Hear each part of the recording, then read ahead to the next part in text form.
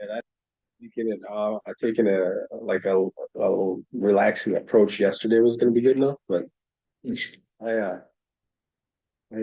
overdid my physical exertion 2 days in a row, and not used to that kind of work anymore. And now your body's just feeling like a noodle.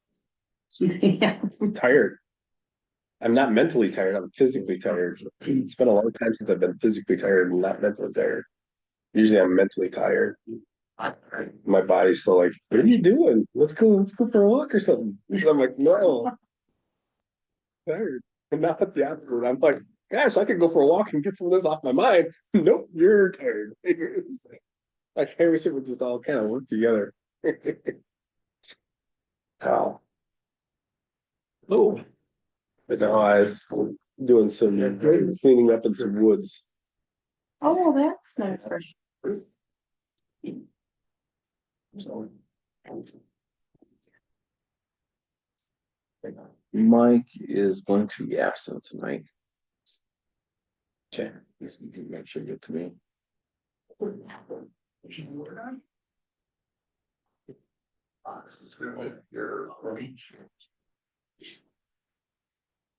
I'm not sure. Did anybody hear from Diana? I'm not sure what she. It's senior night for softball, so yes, I'm that's right. guessing That's that right. She said she wouldn't be here. Yeah, correct.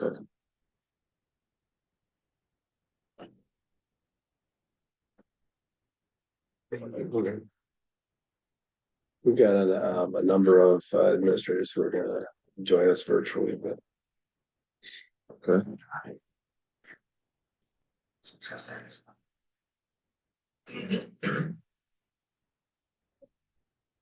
First, I thought this was a closed session, man. no, I was like, what? no, we can't be in closed session for it. Yeah.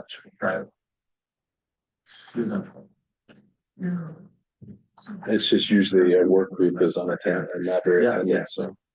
Sure. And then tomorrow is school. Yeah. Oh, yeah. Does she feel well rested? Coalition meeting in Facebook. Are you going to get one too? Oh, yeah. Yeah. Let's give everybody here to attend. Right. Well, you better stop at the pick and say and pick her up a dozen flowers for all of her hard Right. work, Carl. She was fine. What do you mean? I'll anticipate. They're not ready to go on their table yet. They had That those is very awesome. nice. All I have to do is pick them up and then do it. You can get it for her. I don't know, I think a vase of flowers might go over swimmingly. And I don't want, I'm not that kind of guy. Maybe that's why you don't get breakfast made for you, Carl. Exactly correct. I'd rather prepare my own. That's good to know.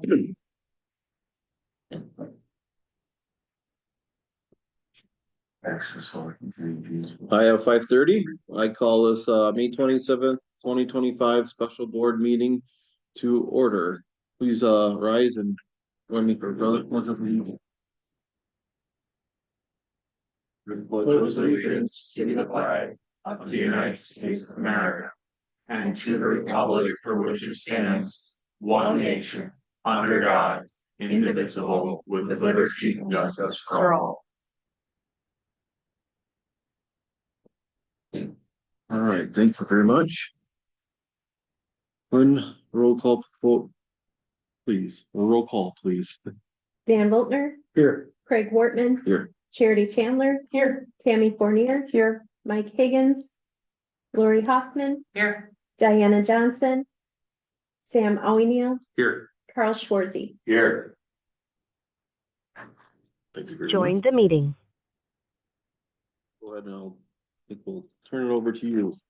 Yeah, so in talking with our board president here, Mr. Warman, we wanted to make sure that we had a special meeting called together to update some of our newer board members. And there's at least 4 of you around the table. I'm counting Charity, you into the mix of the newer board members who we started a facility plan process last year. And that process went through a good portion of that year, about a year and a half ago now, actually. Went through a year and a half of process. And we really stopped in about December, January of this last year, because we needed to focus on our rough run efforts. And so we wanted to continue that process forward.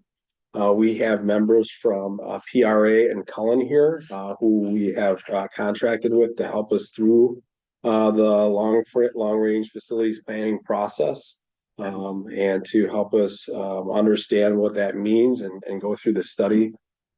They're here today to update you in brief a little bit what has transpired. I'm sorry. That's okay. And then talk about where we're going in the future, and to elicit some feedback from you as a board as to what path we've been going on, and where we need to go in the future, and what you're thinking about when we think about some of the facilities and facilities planning. So that I'll turn it over to our team that we are in good hands with and who we've hired to help us go through that process. And I'll be here as a resource to help guide you and them through this process. So with that, I don't know which one of you wants to start. Look, one? No. All right, good evening. Thank you all for taking a little time to listen to us architects share some of the work that we've been engaged in. Over the last year and a half. It's actually, I'm glad. Quick introductions, who we are. We know some of you at the table, but some of you are seeing us for probably the first time. My name is Nick Kent. I'm an architect and educational facility planner with PRA.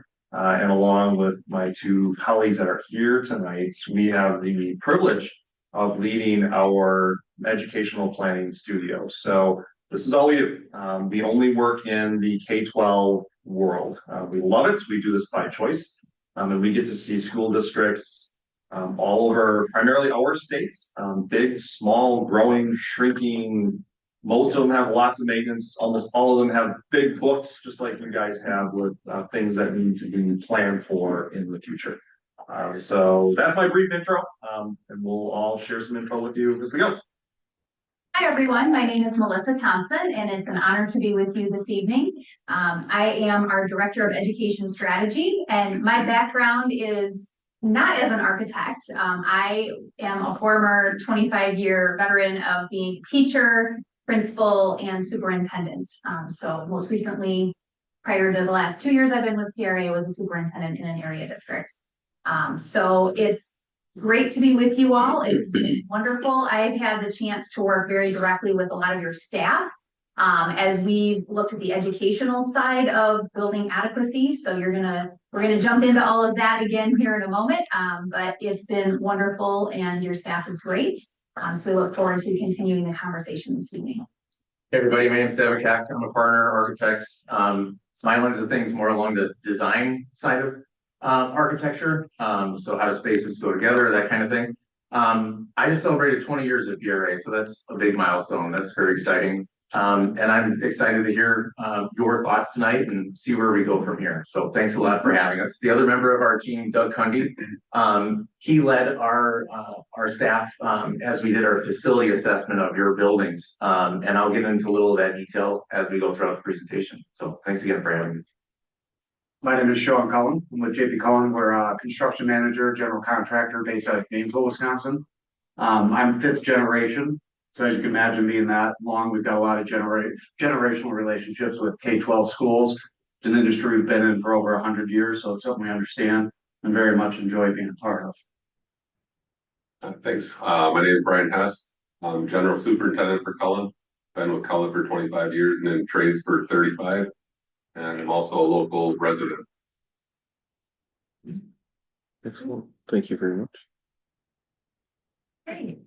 This evening, what we're going to do with you is we're going to start off and we're going to do a high-level overview of the entire process. As mentioned, it's been about a year and a half in the making. Then we're going to do a deeper dive into the 4 steps that we've been working on so far. And then ultimately the timeline to move forward, and hear among the most important things we're doing here tonight is not just to provide you with updates and information, but to also hear from you as a school board, what your questions are and any directions from the board as we all collectively plan our next steps. So when we look at that agenda item timeline moving forward, I'll say it again when we get to that point, but it's really letting you know kind of broad brush what that could look like, but also very much wanting to shape that and work on it together. And we really do want this to be more of a work session, not a sit and get session. So when you have questions, and if you have questions, please ask them. And also, if you have ideas or thoughts, please share them so that we can really look at this as our work group. Going into that new session of what's next with our facilities. So we'll go ahead and jump in with our process to date. So in front of you, you have a couple of things. Some of you who might have just been receiving, it's good exercise material. If you're not one of us that did, we were talking earlier about yard work this weekend, right? So if you have not received these yet, I think you are in process of receiving them, but these formalities of the report for steps 1 and step 2. So we're going to talk about that. So these are some resources that if you don't have yet, will be great for you to look at in the future. They're also available online. And then the other piece that we're actually going to spend a few minutes on together now is this handout, which is also known as I think in your online version, and I think you also have a copy of it in front of you. So just to kind of this document we're looking at, what you have electronic access to is what I just held up. The bigger book is step 1 here, volume 1. You then also have links to the school board meetings where that material was presented, as well as volume 2, which is the skinnier of the two. And that is linked here as well. And then also the school board ESC meeting, subcommittee meeting where that was presented. There was then actually just over a year ago, a joint presentation we did with the school board that is hyperlinked here. And then as you look ahead, you'll see that under step 3, which is known as shape, we're going to talk about all of these a little bit more in a few minutes. You have additional resources here such that we got from the board a year ago in the form of some direction from a workshop. The result of that work we did together last summer in August 26th, full board presentation, and then some more pieces of the puzzle down here that we'll talk about as we go. So with that, I'd like to pass the baton to Devin. Yeah, so we're going to go through the first 2 steps, and then as you see, we'll go into more detail on step 3 on concept development. So first thing, with the first 2 steps, those happened in parallel with each other.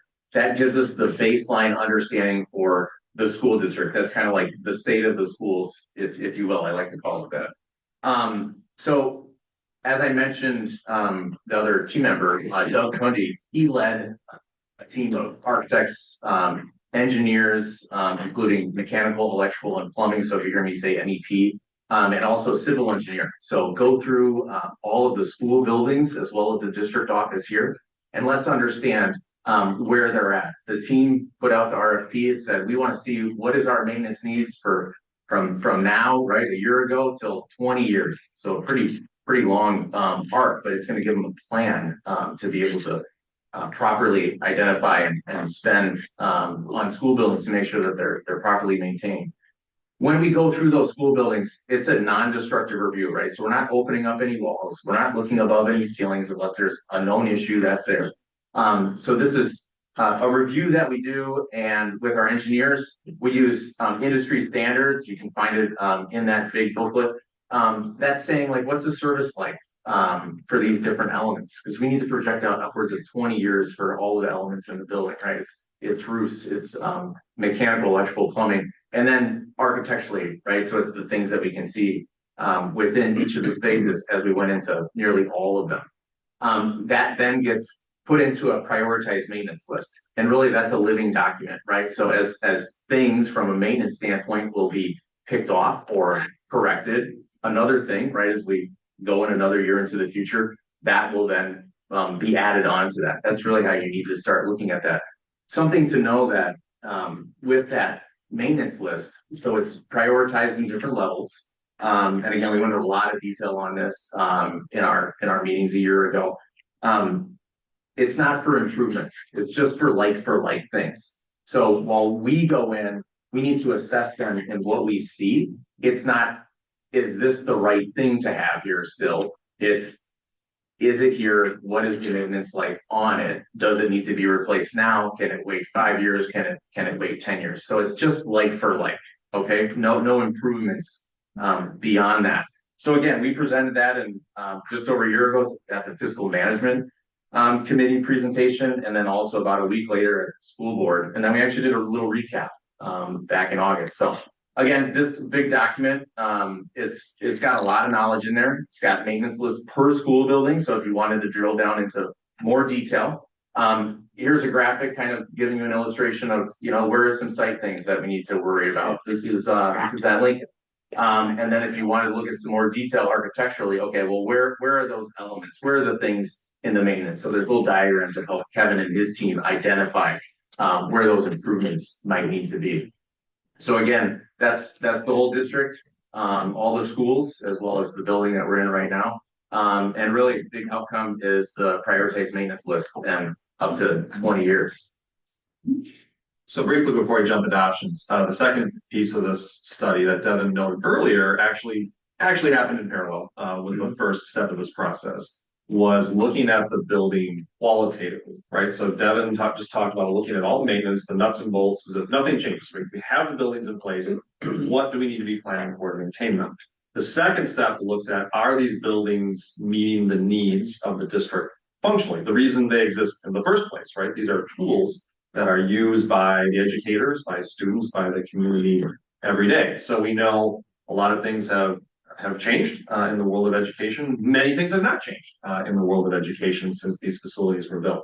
So step 2 looks at everything from the very simple, like how many kids, like what is the capacity of these buildings, and where are we trending with how many kids they are actually serving? Where's enrollments landing today in these buildings? To do we have enough of the right spaces? Do we have rooms that are too large, too small? Do we have programs that are not properly accommodated in rooms because when the buildings were built, those programs didn't exist?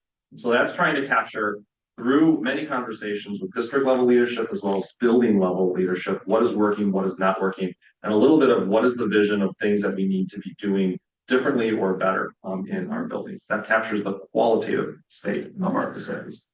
So we take the results of steps 1 and 2, which you've heard about, and you're about to hear even more about. Yep. And then we jumped in with the school board just under a year ago, and worked to decide what step 3, which we call SHAPE, which is concept development, what the board's parameters and the process that the school board would like us to use to engage the broader community. So we're going to go in more detail with that in a minute. The reason I'm calling your attention to it, and you may also notice there's a blue arrow that kind of goes between that and step 4, which is survey.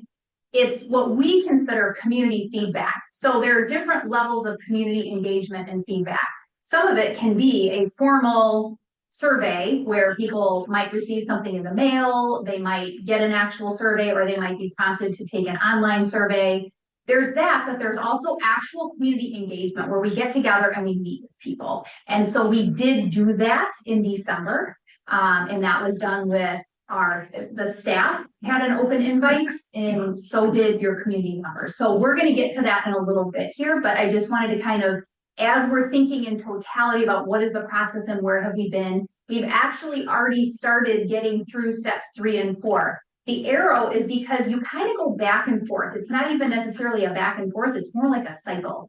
You start to develop some concepts, you get some feedback, you may redo a little bit with your concept work, and you keep kind of in this little spinning wheel between 3 and 4 before you feel like, okay, yeah, now we're ready to really get feedback before we feel like we have our long range facilities plan. So ultimately the goal by the end of step 4 is to get feedback and to start cementing what is truly going to be the district's long-range facilities plan. Step 5 is something we are not there yet in Watertown. And that is where you get support for the plan. Sometimes people feel like that has to be a referendum. That is commonly a referendum. That is not exclusively a referendum. So there can be a lot of different ways that support for a long range plan gets funded, and we're gonna probably not get into too much of that tonight, but we will be available to talk about that more as time goes on. Right, now we can talk about options development. So this is the step where we were really last truly engaged. Melissa noted that step 4 we did solicit some feedback that has informed a lot of our work. But as we launched into that step, we had a work session with the board at that time. And for those of you who are here, you might remember this handout. This is handout B, I believe, in your packet. And what we had asked the board at that time is, how do you want us to proceed with developing options, and how do you want us to engage the community? So on this handout, there were some options that we talked through.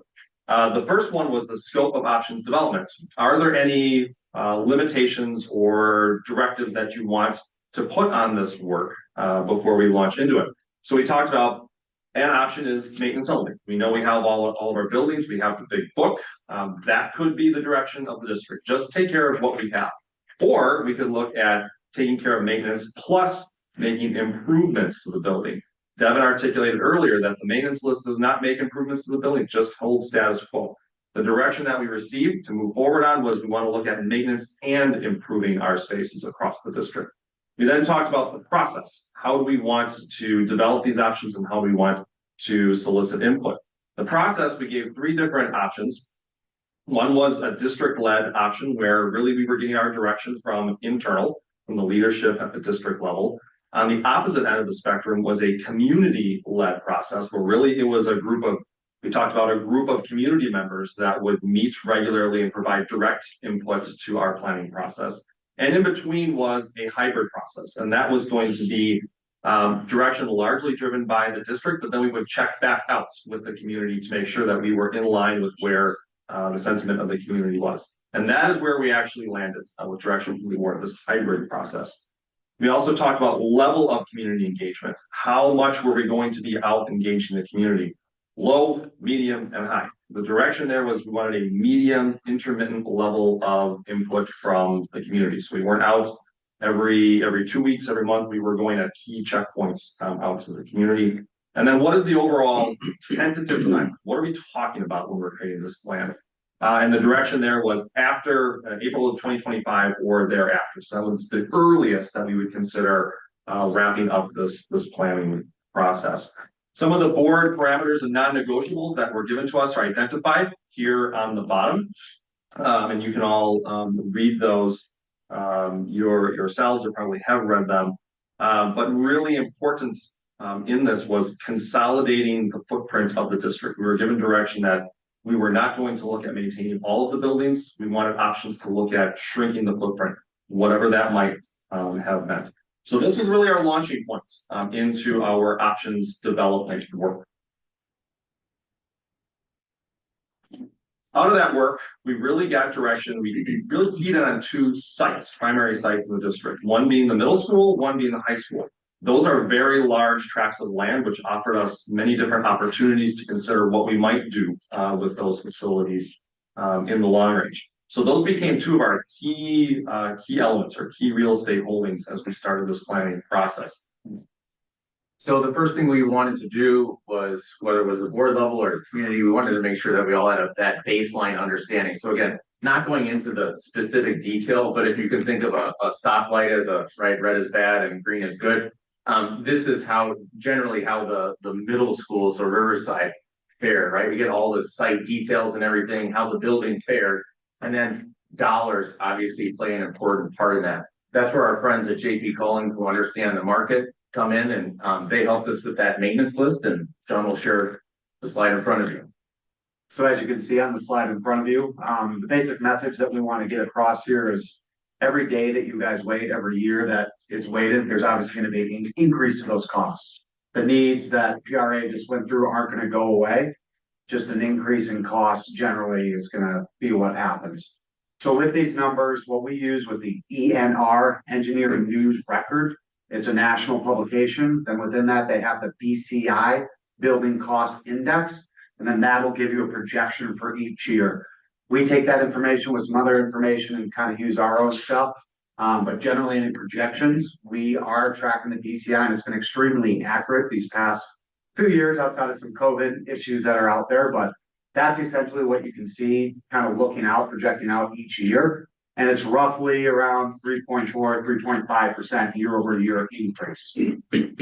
Sorry, go ahead. Yeah, questions. I was just gonna say, while we're here, can you spend some time to talk about the difference between what a level 1, a level 2, and a level 3 are? Yeah, Because we've had some comments, people in the community, for instance, we're looking at LEAP right now and we're thinking about some things, and people are saying, well, a level 3, are we really in the need to replace that goalpost for XYZ dollars? Like, is that really part of our plan, Jared?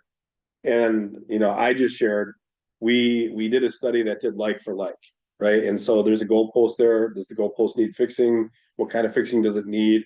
And we talked about that.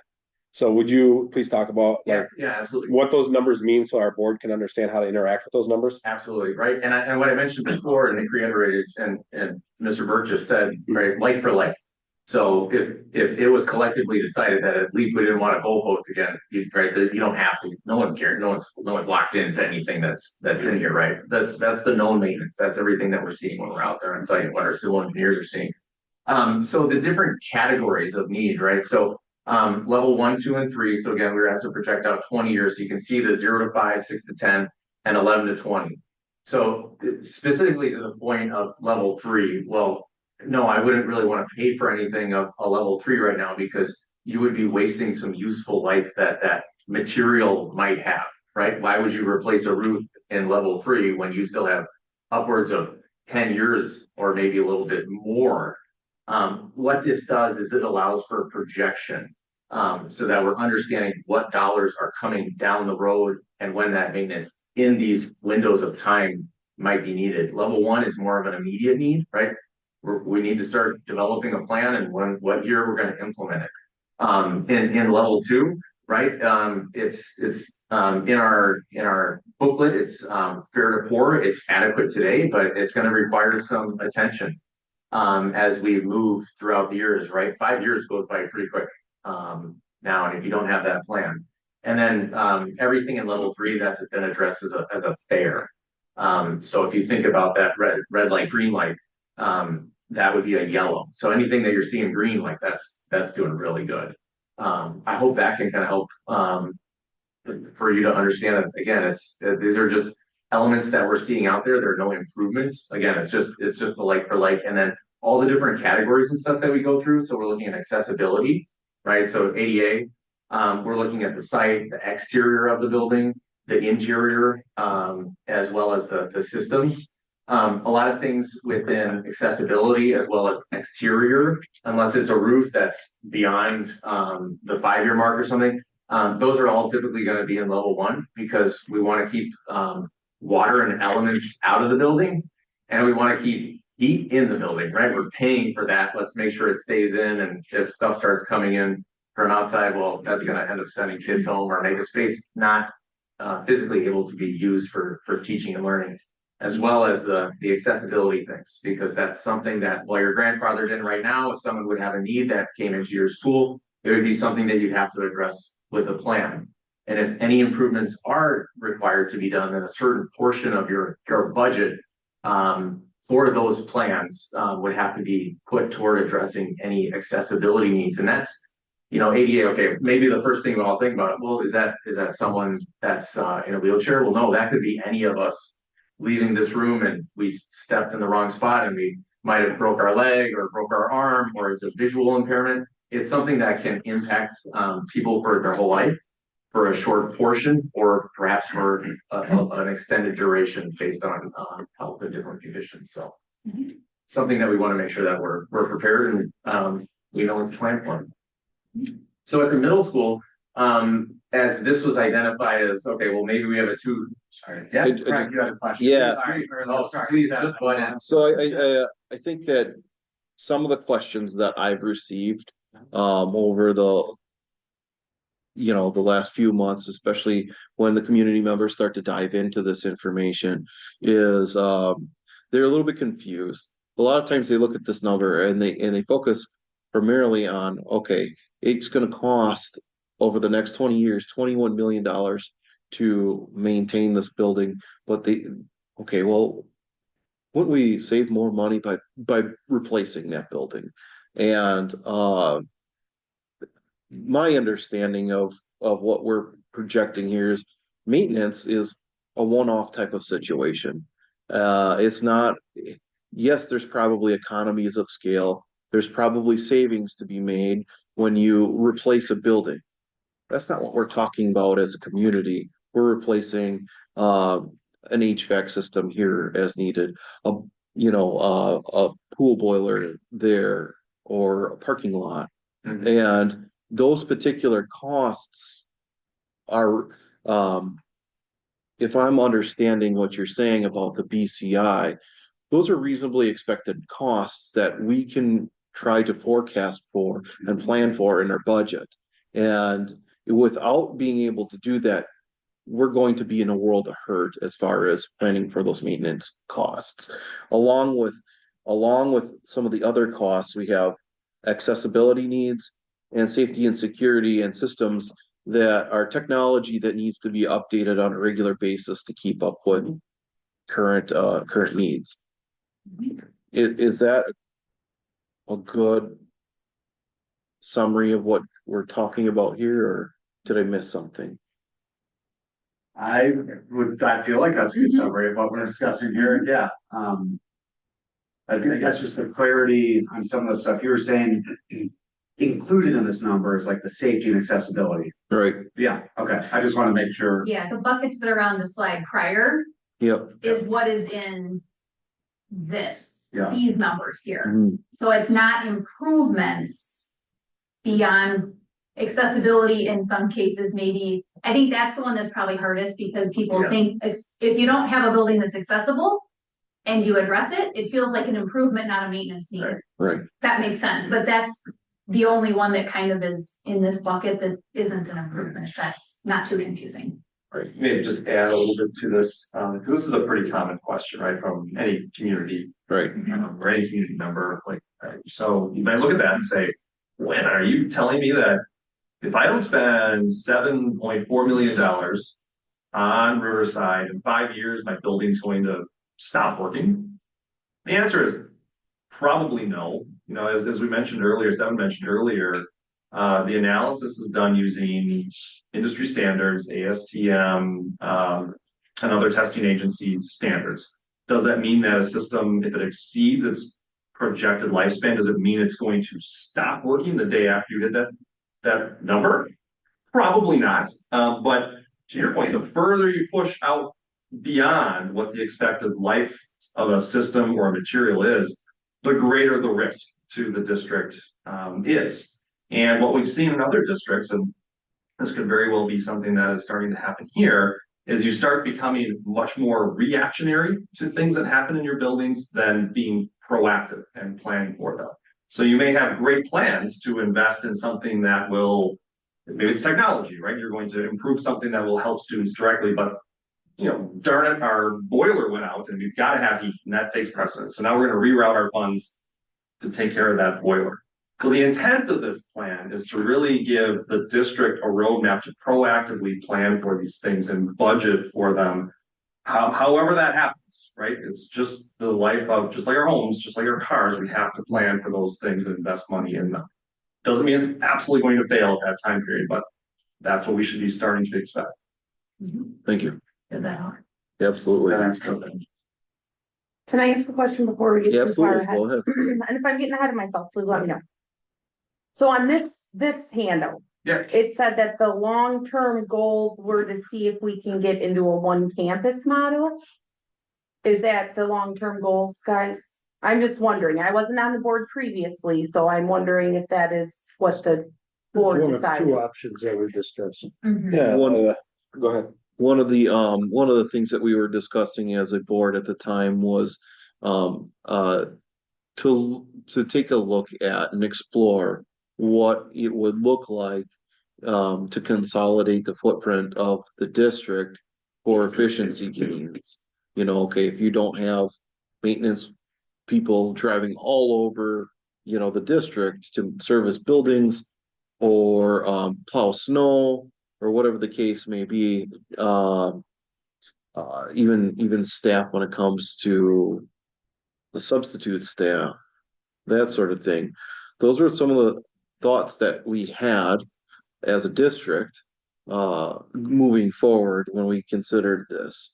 Now we also whenever we had that discussion, we always wanted to keep and always have kept the public in our mind as far as we need to get a temperature from the community on what their appetite is for moving forward with any type of a consolidation of that nature. Great, so that was gonna be my next question, because you guys said that you met with the community in December, and the feedback you received from the staff in the community about the one building option?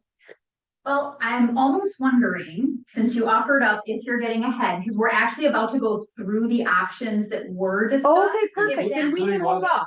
And then if that's okay with you? Yes, I'm totally fine with that. Okay, thank you very much. I got a question. In reference to who came up on the middle school with all this or the site and all that stuff? Yeah, we did. This one? Yes. Yeah. Oh, the other slide before. All right. I got a few questions on that. I happen to own 4 buildings in the immediate area there. Site, fair to poor.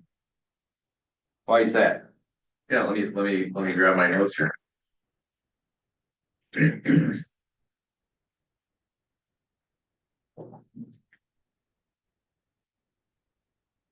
Did you just get the master facilities plan today, Carl? No, I had to look through this. Okay. So let's see the site issues. So this might be something that you wouldn't even select right off the bat. The track surface is in poor condition due to standing water, cracking, pitting throughout, right? So that's something to think about, right? We priced what's there and its use. Is it even the right thing to be on that site? Wide traverse and longitudinal cracks with distressed pavement at joints, areas of standing water along the pavement, concrete curb gutter. There's abrasions falling, cracking throughout, and things are past their useful life expectancy. So those are just 3 of the top things that are our civil engineer pointed out to us that we shared with at the other 2 meetings. So that's why the site. I'm sure your civil engineer understands why it is the way it is, right? Yeah. Well, I can remember when I seen water shoot out of that hill, the cemetery, where the cemetery is. Sure. I can remember seeing water go up 8-10 feet high. When that front went over that time, and they had motorboats going up and down Hall Street. Yeah. So you're aware of that? Yes. Okay. Accessibility. Fair to poor. So that's all based on really when the building was built originally, and then what updates have been done since then. So the Americans with Disability Act, 1990, it's been reenacted a number of times since then, but the building age, the original was in 1966, so it didn't exist. People still had needs at that time, but it didn't exist. 1975, when we had a sizable addition, still didn't exist. So the building was actually constructed prior to those codes existing. So now we would need to address any of those things to make sure that we have facilities that can accommodate everybody that's lived in that building. So this can mean bathrooms. There's also no accessible route to the pool. It can be as small as additional handicap parking stalls. But largely bathrooms, push-pull clearances on doors or having door knobs versus levers is something that also falls into that category. Now, that school was built in 1966 when it was supposed to be under a new concept. There was no windows, right? View. Or what, is that what it was? I only get this from, I was going to school at that time when that school was built. Sure. Was it an open? And they were teaching that down at Whitewater about the new concept of Yeah. no windows and all that. Hmm. Does that have any play in it? Windows did not come into accessibility. We know that they're good for learning, as well as for teacher retention. People want to see what's going on outside and be connected to their environment beyond their building. But no, daylight does not come into account for accessibility at all. It does come into account when we talk about the quality of the space, right? We know that certainly any space that students are in, but really any space that any person is in should have access to natural light, and to views of the outside world and nature. And there are lots of studies that link both of those items to improve results. So now, just having a window of any size is a good start. But if we were building a newer space today, we would certainly have more daylight, more views into those spaces than that current building has. Oh, a lady with the PhD, Mhm. how does that affect education? Well, there have been a lot of studies on, so there's kind of two different bodies of research around that. One has to do with lighting, and there have been a lot of studies about lighting and exposure to natural light, and the other has to do with what's called biophilia. So in other words, what we see outside when we look out a window. Now, sometimes, yes, that's cars and parking lots and other buildings, but there's been a considerable amount of research around the positive benefits, not just for students, but certainly we want our students to have this as well, around being able to see nature. So biophilia would be things that are more nature driven, not necessarily the view of a parking lot, but if it's the lighting that gets you the view of the parking lot and you otherwise wouldn't have lighting, you're still better off, if that makes sense. So there are many studies about that I could certainly forward to Jared or President Wortman if you guys would be interested in. And Melissa, that like nature, right? That could just be a tree outside, right? Or something, right? It's just seeing something. You know, So that was a bad concept back in 1966. it has not proven staying power in the modern era, we'll say. I went to that school, Carl, and I'll tell you, I agree with you. I think it was a terrible idea and it made me hate going to school. I know, you know what kids love? Kids love fluorescent lighting and no windows. They love feeling like they're in a prison. Kids love that. Yeah, I also went to a middle school with no windows. And I'm here to tell you, Yeah. it was not recommended. I might be in architecture because I had that same story that you had. What were our childhood experiences, right? Sheep is who we are. Yeah, Thank you. yeah, thank you. So right, we first, right, we understand the building. Okay, well, let's understand the site. Do we even have area to do anything with? Well, okay, so what you're seeing on the screen right now, orange, that's the existing building. North is to the left. Guess what? Did you know that you own property across Hall Street? Right? Yes, I know that. Yeah, so, but you're right, so others might not, right? So, well, guess what? You can't do a lot with it. There are some acreage that you could, but guess what? There's wetlands and obviously. How much is in the floodplain plain? Don't want to do anything there.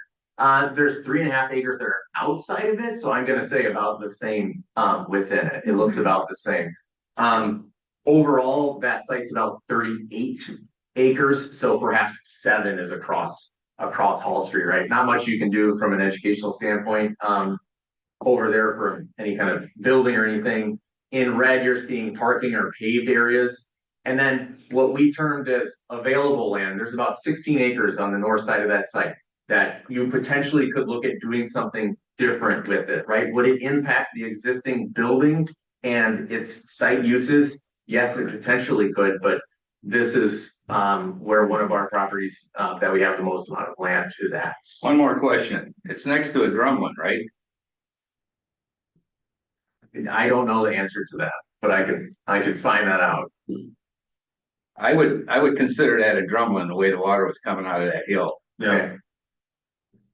Okay. So I can look into that. You don't have to. I know for, Okay. I'll just assume it is. Okay. So then the next property that we looked at is the high school, and again, getting context, right? This is our newest building in the district. And some might even call it the new high school. But really, right, we're rounding just over 30 years. 92 was the original addition, small addition done in 2009. So right, we're doing much better here. Exterior, interior, good to fair. So that's things beyond 20 years, for the most part. Fair items, those are elements that are identified, in that level 3, potential category. There are some others that, go into the other levels. And then again, accessibility. Unfortunately, there's some things that should be addressed there as well. But that's a good breakdown of just what's our understanding of that building, and then again, a refresher on the cost. Yeah, you'll see, I mean, looking over the next 3 years, we put the original cost together last fall. And that was at 38 million for that, if you do all of the levels. And you can see the increase there again, like Sean said, it's about 3.4% every year, increase.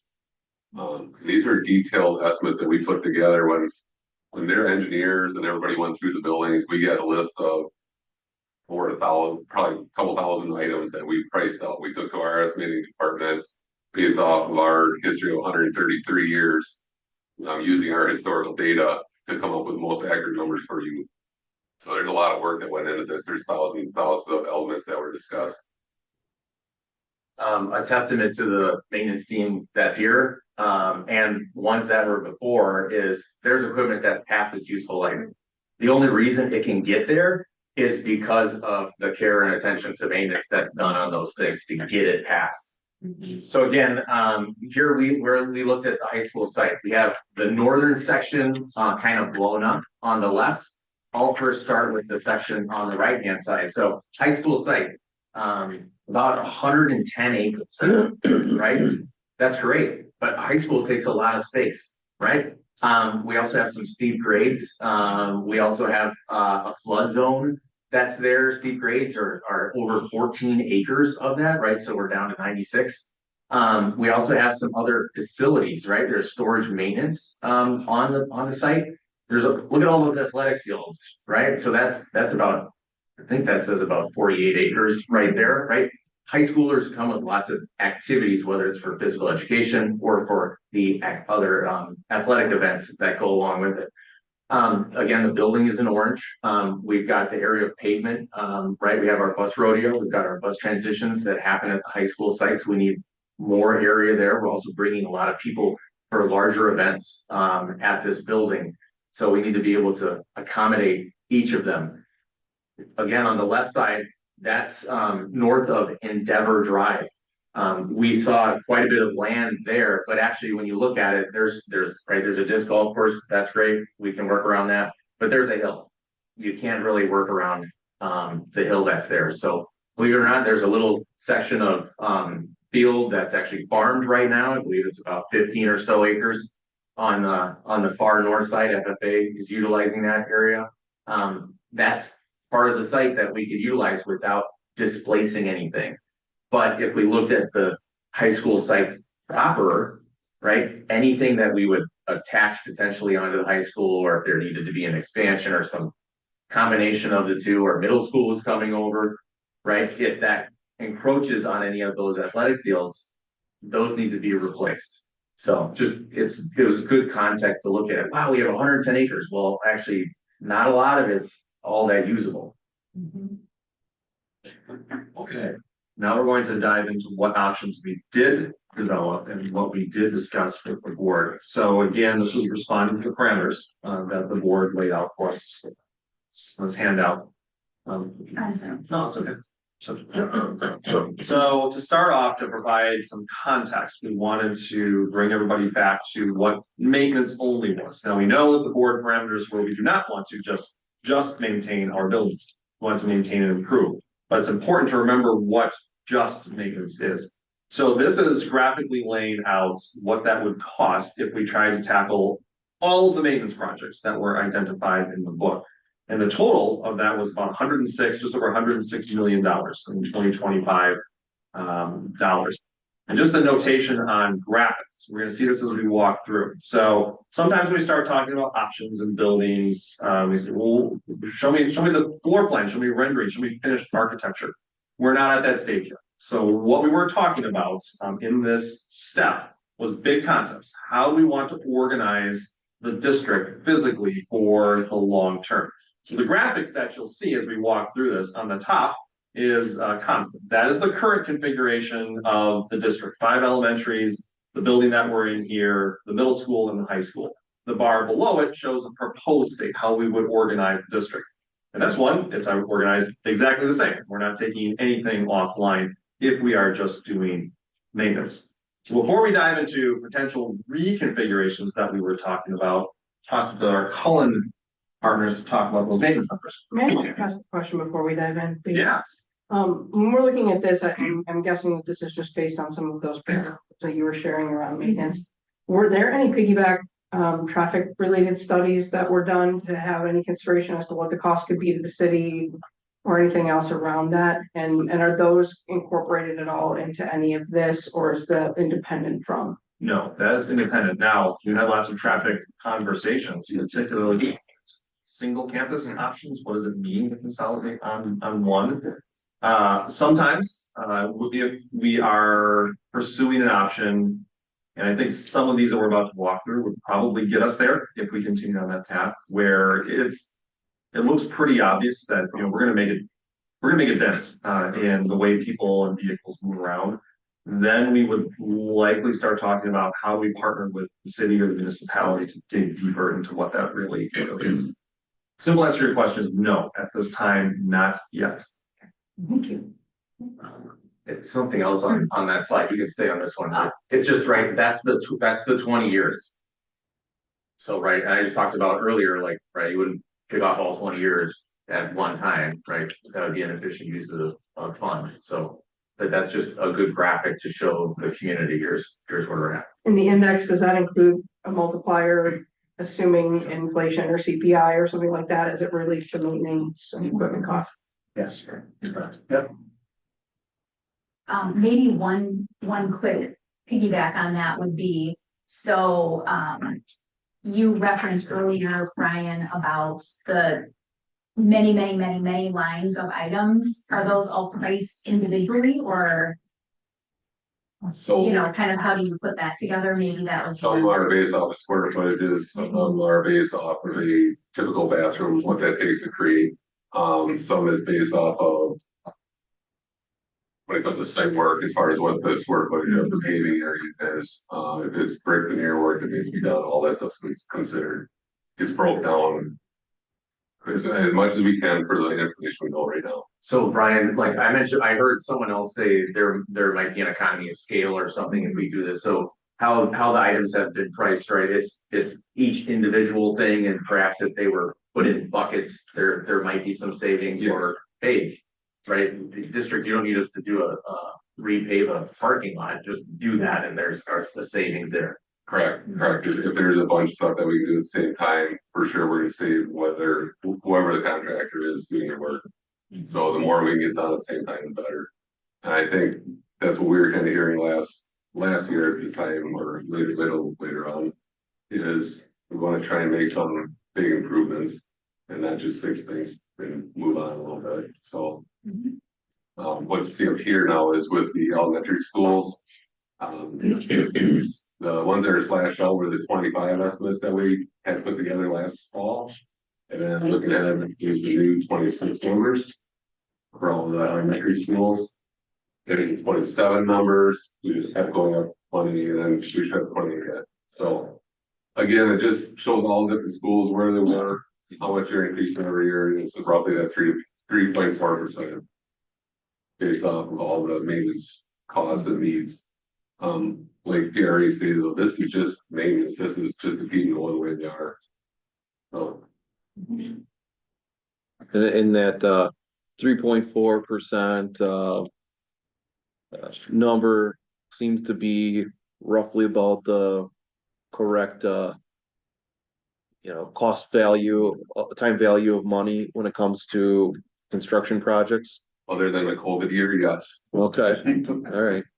Has it worked on any of the 2025 maintenance suggestions in this? Like, I understand it's struck out because the school year's almost over. Well, we just approved the parking lot for Douglas, so take it off. Yeah. That's part of, these are live documents, you know. Oh, yes. Economy of scale, all right, what pieces are we gonna take, and that's what. As you guys decide what you want, we're gonna continue to refine that number as we get more information, it'll be more accurate as we go. Have we shared 10-year enrollment projections and looked at perhaps a cost per pupil across these as well? Okay. In fact, the very last, look at my the booklet, the second mini booklet, if you look at the very last page, now, these numbers were done a year ago, so they might be a little bit different. But the last appendix here, page 467. I'd forgotten. Anyways, it does break it out, the cost per square foot, as well as the maintenance cost per square foot per student. Thank you. So that is available, and certainly that would be easy to update those numbers over the course of time as they change. Kind of eye-opening when you look at it, like, oh, well, that's a big building, that's a big maintenance number. Well, actually, when you spread it out over all those square feet or all those kids, maybe not as much. Yeah, but it's also, you know, it's very illustrative to like show that the high school costs over $1 million per year of delayed maintenance, if not, you know, if you were to look at that. Right. Numbers can tell a pretty powerful story. Yeah. Okay, so now we get to options. So again, these were the options through our conversations, the board, leadership, that we brought out and shared with the community. So really where there are two general options that we got to. One was a 2-campus option, one was a 1-campus option. And we have different approaches to each of those scenarios. So what we have on, and Devin and Melissa, and anyone else, please chime in. I forget any of the nuances of these. It's been a little while since we developed them. So option A, this is the first of our 2-campus solutions. And what we were trying to do with some of these was break them down into different size chunks and different moves that would happen in time. So what you'll see here again on the top line is current configuration, and the bottom line is 3 phases of work. So keeping in mind that these plans were intended to be 20+ year plans. So we're not proposing that any of this happens in one shot. This would happen in different chunks over time. So in phase 1 of this proposal, we would start by consolidating our elementary schools from 5 to 3, maintaining Douglas, Schurz, and Webster. We would tackle the maintenance at the middle school and the high school. We would move the programming from here, district office, over to available space at the high school building. And a note, if y'all haven't had a chance to review the volume 2 of our study, what that showed is we have pretty significant available space in our high school that we can start to think about doing something else with. So that was part of our finding. And part of this then, of course, would be taking Lincoln, LEAP, and the ESC buildings offline in phase 1 of this project. Phase 2, again, we didn't assign dates or when this might happen. So you said a number of years. So phase 1 is projected to be how many years? It's whenever we might tackle it. This is, so we've not inflated numbers. We've taken only current numbers, costs, and broken them up into 3 pieces. So like over 20 years though, is that what you just said? to execute the entire plan.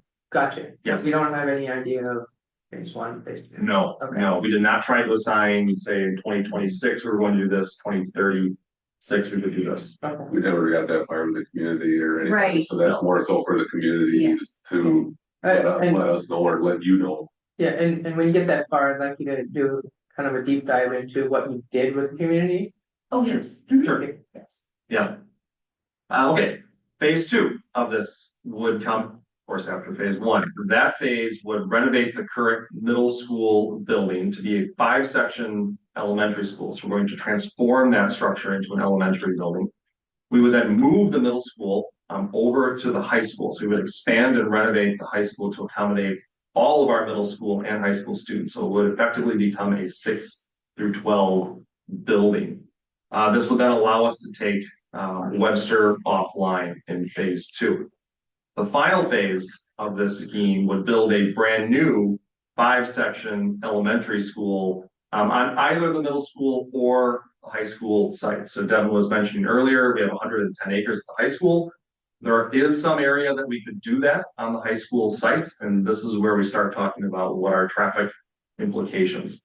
And that would then allow us, if we built that building, that would then allow us to take Schurz and Douglas offline after phase 3. So we would have effectively consolidated down to 2 campuses for the district. And maybe a quick note on the middle school, high school, combo. Yeah. As you grab your water, no, I'm just kidding. So there are a range of ways that looks in school districts. Sometimes people like to, school districts, it's really what you envision for programming and services. So sometimes it's just physically on the same site and there is not a commingling of the students beyond what, the bus rodeo and that already maybe brings to your site. In other communities, it is a completely shared space so that places where there are specials areas, they are not duplicated. Or maybe there are some additions to accommodate the additional number and, size of programs. But for instance, like your auditorium, you wouldn't be building a second auditorium for your middle school or something like that. So there's a range of what that can look like. And that I just thought maybe take 30 seconds there because that is a big question we get and sometimes something where people have a lot of feelings about that. Sometimes both directions of what you should or shouldn't do with 6th through 12th grade on a site.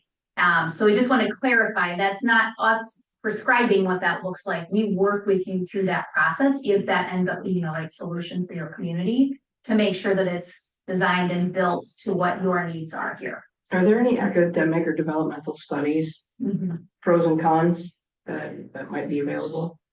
There are some. I will tell you, socioeconomic status is more the delineator in how some of those are structured and other support systems in place, but some of those studies do exist.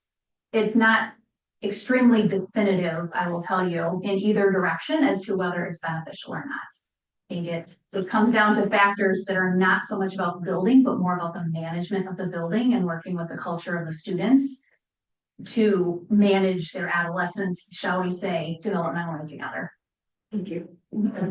In our work, the combination has been everything we just talked about, whether it was for academic programming or just for maintenance staff. Someone mentioned maintenance staff, also for shared resources for teachers. In one district that we're building a middle school addition to a high school right now, literally they're both schools are on a block schedule. The special teachers were at one building in the morning and they literally went over to the high school for the other half of the day just because of the numbers of kids. Well, now the kids are just coming to their classroom and they're spending more time with the students versus traveling between the different buildings. So different reasons. So I guess I'm correct the way that I'm reading this. With this plan, we're demolishing the current middle school and building a brand new. No. I'm asking. Because it looks like in phase 2, you're using the middle school as the high school or as all the grade schools. In phase 2, it gets renovated to become a 5-section elementary school. But then you're building in phase 3 a brand new 5-section elementary school. Yes. On the current middle or high school site. Correct, which allows us to close the rest of the elementary school that remain. That's how it becomes a true campus. And I think that I'm glad you're bringing this question up because this is something that can, again, be defined differently in different communities. So one of the things that we've talked about a lot over the course of the last year and a half has been a campus doesn't necessarily mean the actual, like adjacent to the current high school, for instance. So it could be that area to the north, right, that we just looked at, that was the steep slope and where there's a disc golf course. And so that would really become a question for the community, you all certainly in the community to figure out what does a campus include? Is it the same site? Is it being, you can almost touch the building next door to you, or is it spread out? So this was, again, back to the idea of, does it make sense when we were talking a year ago with the board, does it make sense to try to get down to having all of the elementary students on a site or to bring more of the students to one part of town. For some of the reasons I think Mr. Wortman was describing. So this would achieve that. It wouldn't have to be on those sites at all. In fact, in a few of these options further down the line, you're gonna see that there's another proposal about perhaps the district securing additional plans to put a potential elementary school or a different building on. Have you worked together? Have there been any conversations around what the cost savings implications would be from a staffing perspective and a programmatic perspective to kind of overlay? Because obviously we see this and it's all costs. And understandably so, because it's facilities focused. But as you're talking about the qualitative piece and those spaces and things like that, you know, have we taken a look at what those implications might be from a number of staff perspective? Yeah, so we're taking a look at that, not in regards to the facility study, but certainly in regards to some of the budget cuts we may have to do because of the failed referendum. So we are certainly taking a look at if we were to outside of doing some of these nice additions and moving things, what space do we have immediately available, and what would that look like as we move to different spaces? How would class sizes change? And what would that be with savings in FTE of different levels of people, whether it's administration or teachers or whatever. And so we're well on our way of working towards some of what that might look like. That would come with a large change in how we do programming. Right.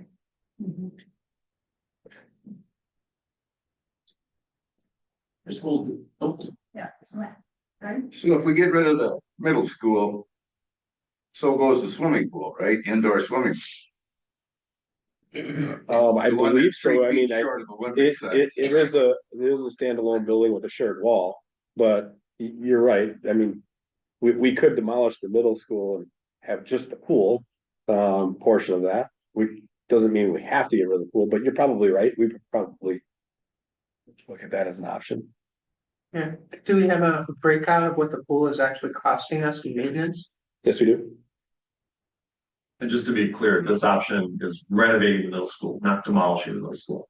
So this one would anticipate the pool. We wanted it, the pool could stay. Right. 3 feet short. So there would Still be, 3 feet short. Still 3 feet short. right, I see that it's No improvement. renovating in this option, but then it's adding a new. So college Building. campus model where you are all on one campus, but you might have separate buildings independent of one another. So maybe one might house a couple of like, let's just say Schurz and Lincoln go into one of the new buildings, and then you might have Webster and whatever in the older renovated building. But they each kind of have space, or it could be So- for certain grades, in Right. certain places. Yeah, But so in let me- phase 3, we're building a brand new middle school, is that my understanding? So you No, keep that's the a- original Or middle school brand new- building and you build an additional building alongside the middle school building, whether that's on the middle school land or on the high school land. Or on separate. Could land. it currently not? Does there have to be an extension to house all of our elementary students in the middle school? We need to get to probably the 9 to 10 section range. And if you're building a 9th section, you might as well build a 10th section Yeah. because what you're doing into that building, you'll want to have that space availability. Okay, So, but we currently have, 8 to 9 sections of students at different grade levels, right? And we need to make sure that we try to capture enough for the space we have for what we need right now for our students. We okay, currently got more space than that available in the district. Certainly, if you look at our max capacities, I know that's one of the things that you'll probably be going through a little bit later. So we have more space available than that, but that's the amount of space that our board, as well as our administrative team, have kind of identified for what our future is looking like, compared to a decline of enrollment for a period, and then a slight growth as forecasted by Rofferston that we had.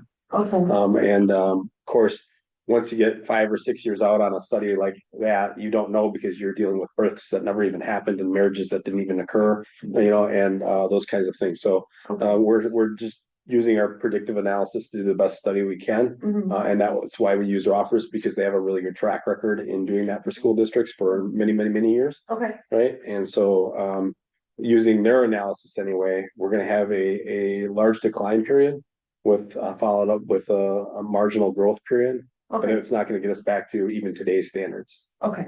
Okay. Thank you. I don't remember if we talked about the future of this building. Have we included that? Okay.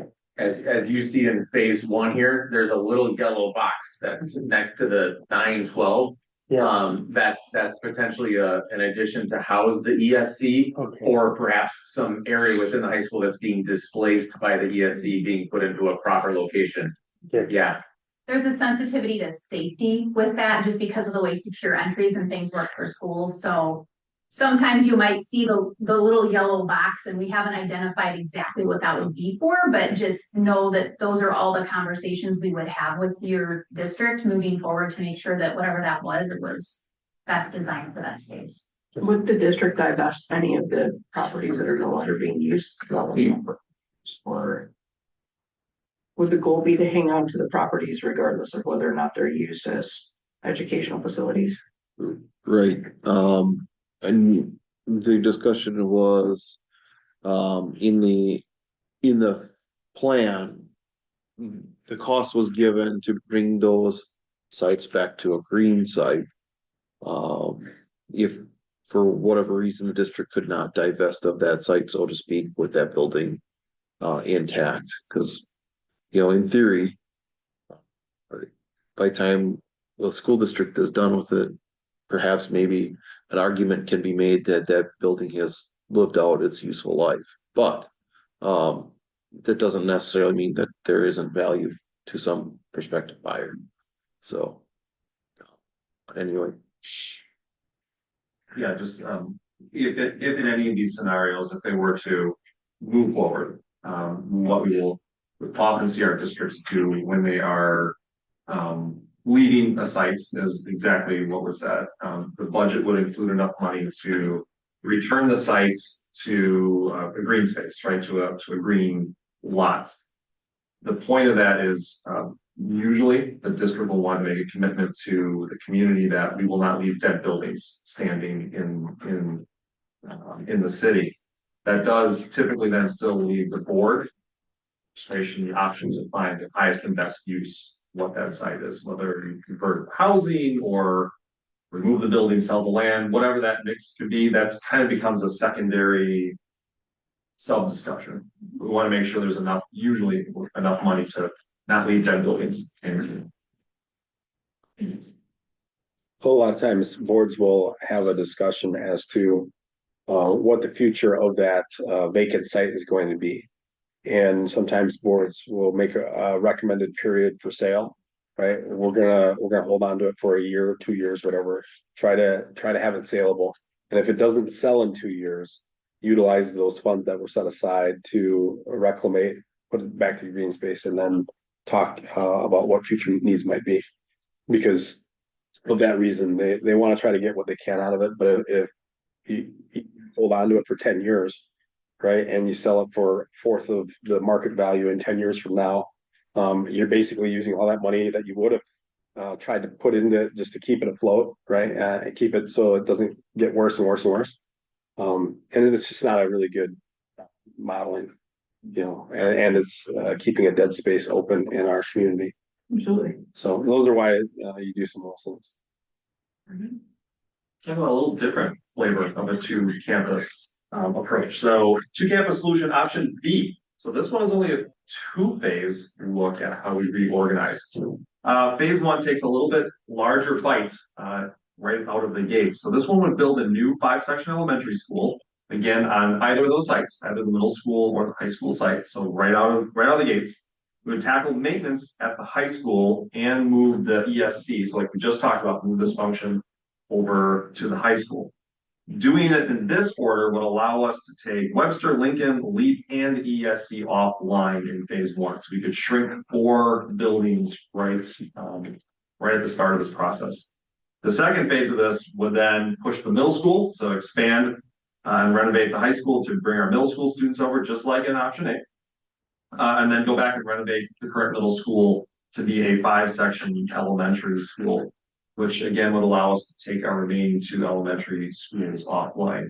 So same end result, just starting to flip around the order and the parts and pieces, a different approach to getting down to a 2 campus district. Okay. When doing these, what did the district consider the current programs we offer, right? Like, cause LEAP is an agriculture school, right? So if we combine it all together, are we still gonna keep the total footprint we would need for them to still have an agricultural program? Is all of that considered in the, okay. I think it's a great question, because no, the program doesn't have to, there's no reason for it to live at a building that isn't utilized anymore. Why not bring that program to wherever the elementary school students are? And even potentially if you have more kids there, then maybe more kids can be exposed to it. Yeah, and that all that was considered with the plans to. Well, and that's part of how, back a few slides now, when we were showing, that's why we kind of dove right away into the middle school and high school land and what is or is not easily utilizable. Okay. If that's the right way of putting that. Because, you know, we understand that sometimes we see space or we think that the district may have more or less land than what meets the eye, right? And so by showcasing areas where you could maybe, or maybe it's less feasible to do certain things, there was a lot of thought around the middle school site and actually the area across the street over by where the river and, you know, some of that, like, well, you can't put a building there, but look at how amazing that might be for something else, right? Thinking about LEAP or some of the other programs, and what that could look like. So, same with the high school, right? There are places you could add square footage or a whole new building, that would give you opportunities to honor the current programming for LEAP or frankly for STEM or other programs that the district has right now. Okay, thank you. Just one note on the dollar amounts here. So I did all the price estimating on these. So just knowing that, right, these are 2025 dollars. They do include some dollars, right? You guys got ours. These do include some dollars for taking the buildings offline, as Jared had mentioned. But dollar amounts, they change. These are just for comparison purposes against each other. And then also the maintenance overlap would come into account as well. Okay. So what I take that to mean is that these aren't hard and fast numbers. They're just a rough idea of what a district might. Rough order of magnitude to get us in conversation purposes. And like Nick said, right, this option or the one before, it's just a different process for how we get there. Something that might potentially be the answer or something is just, well, what's feasible in this first step, right? Right. What's the community's appetite? What's your appetite? What's anybody's appetite for how we look at these things and how far does that plan take to put into action? Thank you. Okay, a little bit different. Another flavor of the 2 campus solution with another variable added into it. So this one really front loads this approach. Again, 2 phases. Here we would start off moving the middle school and the ESC over to the high school. So we do the big project to combine those buildings there. We renovate the middle school into a 5-section elementary school, just like we'd seen in the previous ones. Now here's a different thing, and honestly, we could inject this into really any of our options.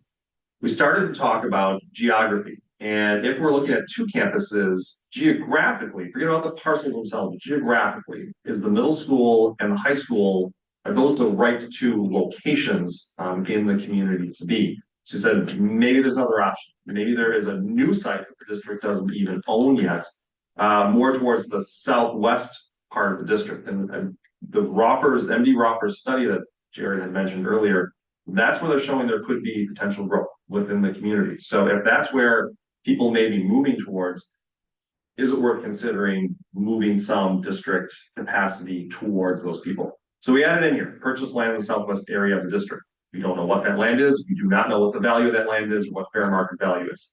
But it's another variable to consider. So this would allow us again to take Webster, Lincoln, Leap, and the ESC offline in phase one. Phase two would then go back and build that second 5-section elementary school. Either we build it on our middle school or high school sites, or if there is a new site that the district and the community want to pursue, you could locate the second 5-section elementary school on that new site. And again, this would allow us to take Schurz and Douglas offline, reducing us to 2 campuses. Okay. Now I want something a little bit different. One campus solution. So now we're looking only at the high school campus and the 110 acres that we have. So option D, again, 2 phases. So we're looking at how you could start to break this up into 2 pieces. Phase 1 would go ahead and build that 5-section elementary school on the high school site. We would address maintenance to the middle school and the high school. And that's an important piece. So we said middle school. I just said we're going to move to a 1 campus solution.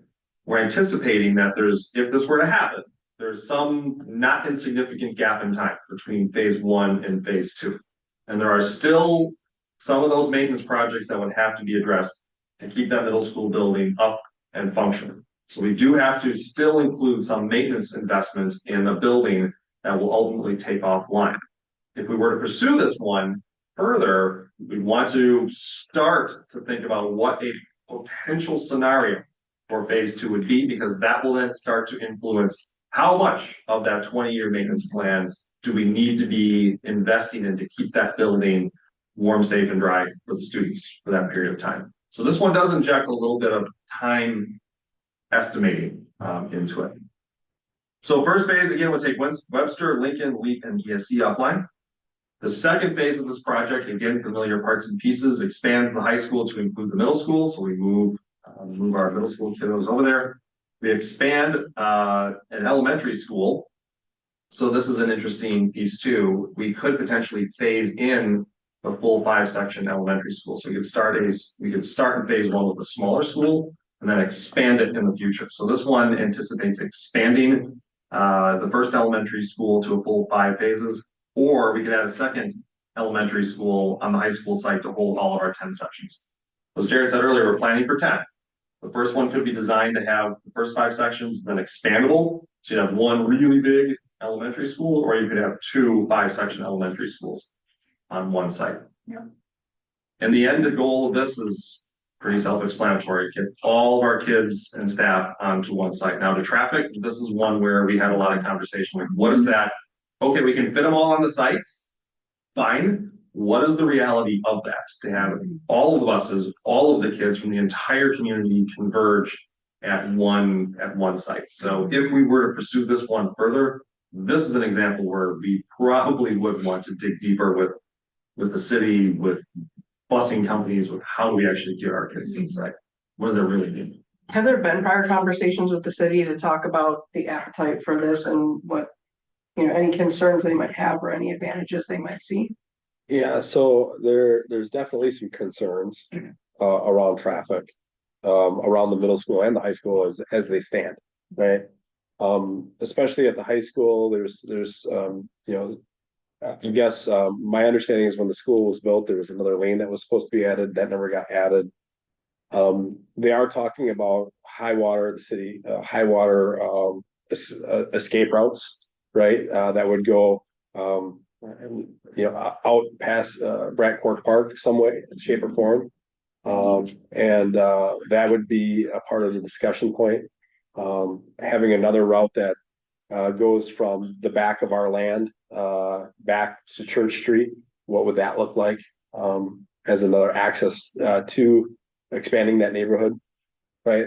But anytime the city expands, right, and new housing or new buildings or new businesses are brought in, the city's always talking about access and how do we do traffic control patterns and those kinds of things.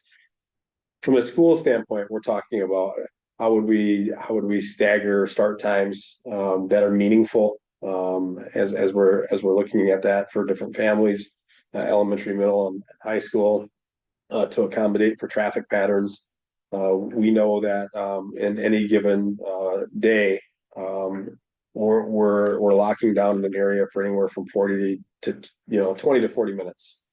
20 minutes once the kids are dismissed. After 20 minutes, it's usually a ghost time, right? But it could be a good long 40 minutes for the parents sitting there for 20 minutes trying to get a good spot, right? To gum up some of the works, right? And so we're looking at how do we do those kinds of things, but it would take a large study to consolidate like that. Other districts have done it, but you really have to make sure that there's accessible routes. And I think the safety, I'm just anticipating a conversation around safety concerns with elementary schools and newer high school drivers and things like that in the same spaces. So just curious as to where there's things. And those questions come up, and the reality is, the same answer I give to people who are saying, well, would you really put like third and fourth graders with middle schoolers or high schoolers? Well, the answer is it's being done already somewhere in our nation and or our state, right? And one campus solutions are being done in areas, with cities our size. The question that we want to pose to everybody in the community is, do we want that for our community, right? And that's part of a long-range facilities plan, is to have some of those conversations. Do we want those kinds of things knowingly for our city? What are the positives? What are the negatives? And what do we really want? Are there available case studies from prior partners as to, what some of the feedback has been from a pros and cons perspective? So as we were talking through the one campus solution, the most often cited example in our region is Pewaukee School District. Their entire school district is, much like what we're proposing here, on one campus, one big loop around. That is really the only in our region comparatively sized districts that we know of. It works well. I'm sure there are parents who would say it works terribly during pickup, but frankly, that's true of every pickup anywhere. Is theirs positioned in a similar part of town, or is theirs more centrally located? That's a good I question. have to pull up their district boundary. I'm technically living in Pewaukee, even though we're on the other side, so our kids go to a different school system, but I would have to pull up their district boundaries to answer that question. Because with Pewaukee Lake, they kind of snake to both sides of it. So I don't know the answer to that without looking. I would say they're fairly dead center based upon just the geography. 16 comes and WCTC borders them on one side, a church borders them on another side. I would also want to check the acreage that they have. And how that compares to your high school site. Off the top of my head, I wouldn't want to misspeak on that. No, absolutely. How long has Pewaukee been a one campus solution? Oh, long time. A long time? Yeah, yeah, It's not new. right. What's the size comparison? In students. Let me look at that. I think it's a little bit bigger if I recall, but we again need to double check those numbers for you. Yeah. And you're talking about a one campus solution, but not necessarily a one building solution. Right. So in Watertown, you can get anywhere in 10 minutes, right? Mhm. So if you've got a specialist that needs to go to all the schools, what's the difference? What's the advantage if he or she is driving across town or across the parking? Sure. I don't understand the advantage of the one campus solution versus what we have now. Yeah, so from our perspective, from a building footprint standpoints, there is savings in how much total building square footage that you are owning, maintaining, and operating, right? So let's just use your example. So say you have a specialist that maybe visits or serves 3 of the elementary schools. That specialist may have an office or a workspace in 3 different elementary schools. There's nothing wrong with that. It's just 3 of the same room.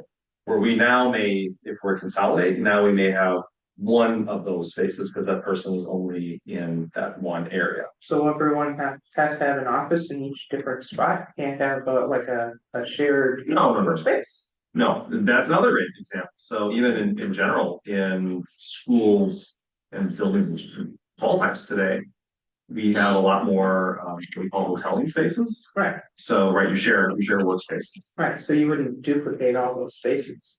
Not necessarily, but we're also not talking about building 5 new elementary schools. The spaces already exist in these buildings. So it's absolutely a choice, right? You could continue to maintain all those buildings. That's totally fine. Well, I'm not asking you to do that, I'm just trying. Yeah. I don't like the scorched earth approach here. Sure. I think there's a more measured approach somewhere else. Sure. So far, I haven't seen it. Yeah, no, that's fair. We're rounding the bend towards the end. Yeah.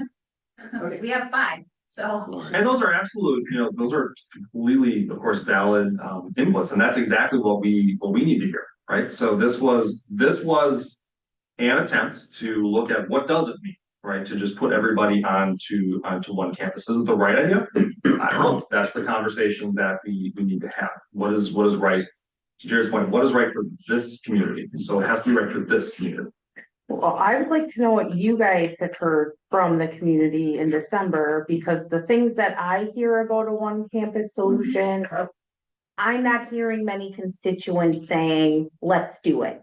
Right. So I'm just wondering what you guys heard, what reflection you guys received. Would you like to do option E first? Sure, yes. Let's look at our last one. Totally good with that. Yeah, and the other thing that I wanna remind the board of is recall that, these aren't just PRA saying, hey, do this in your community, right? PRA had a meeting, with our board, and you can go back and on that one pager, you can go back and view and see those. But they were given, a chance, the board was given a chance to look through a lot of different ideas and options. And remember, the direction of the board at the time was, let's focus on in consolidating and improving our sites versus maintaining some of our older buildings and having such a spread out footprint. Okay, so that was the direction that was given by the board to put scenarios together. At that point. At that point in time. Board consider what the community wanted. Well, again, that was really early. that was really, yeah. So all of this is kind of rough draft ideas. We could, I'm not saying that we could walk out of this room and we could say, hey, even though this was talked about by the board over the last year, we've decided we want to do something completely different. These things are still working. Okay. So none of this is set in stone. This is the reason that we're having this meeting is because almost half the board is pretty new. I mean, me and Dan have been here for a year, so if you count a year as being pretty new, we really have a large majority of the board that's different now. So we're trying to get that out. I have some questions too, and something that I'd like to address, but I want to see you guys get through E before I ask that question. But before we do, I do want to make mention that even before the board made the decisions, our kind of guided some of the decisions to try to go for a 1 to 2 campus solution. There was a couple of meetings ahead of that where it was a focus group with the community and that also tried to steer some of that discussion, as well as I'm not sure if there was a survey, but there was a discussion with the community at some point. Yeah, part of this is actually pulled into the conversations that were happening with strategic planning with the community at the time. So there's a section of that effort that was dedicated to starting to tee up this conversation and solicit some initial feedback.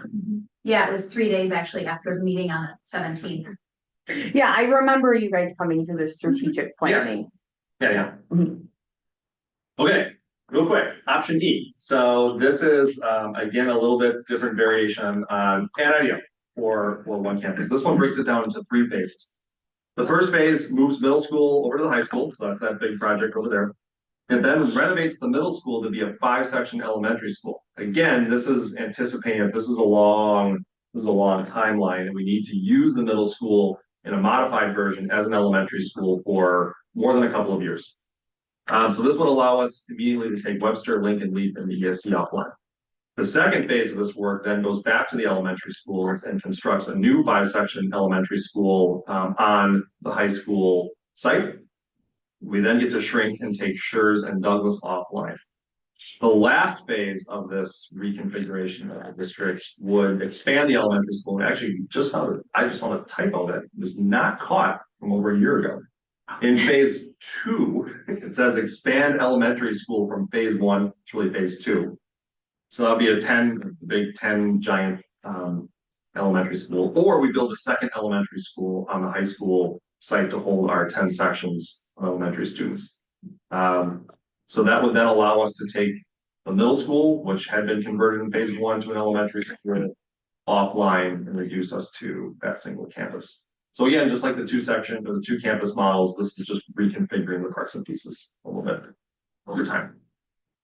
That takes us through the 5 options. So with that, again, kind of thinking about, so that those options were developed, if we look back at our very first handout here, so that kind of all happened in about a 2-month span of time. So we were here with the board on June 17th, got some additional feedback June 20th from the strategic planning group, then came and had a conversation with the school board showcasing what you all just saw tonight, A through E, for the very first time with the full board on August 26th. And then got some feedback from the school board at that point in time, and then scheduled some community sessions, which happened on December 3rd. We met with the staff first in the afternoon at about 4 o'clock. And then we had a community open session the same night. The 3rd was also at the high school. Then we had the 4th, and that was at the middle school. And then we had the 5th, and that was at Schurz Elementary School.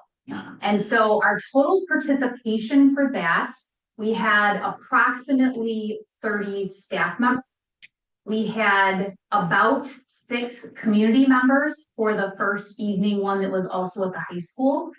We then had a sum total of 3 additional people between the next 2 sessions, if I'm remembering correctly. So we had, we absolutely want to answer your question about the feedback. I totally, not a good pool.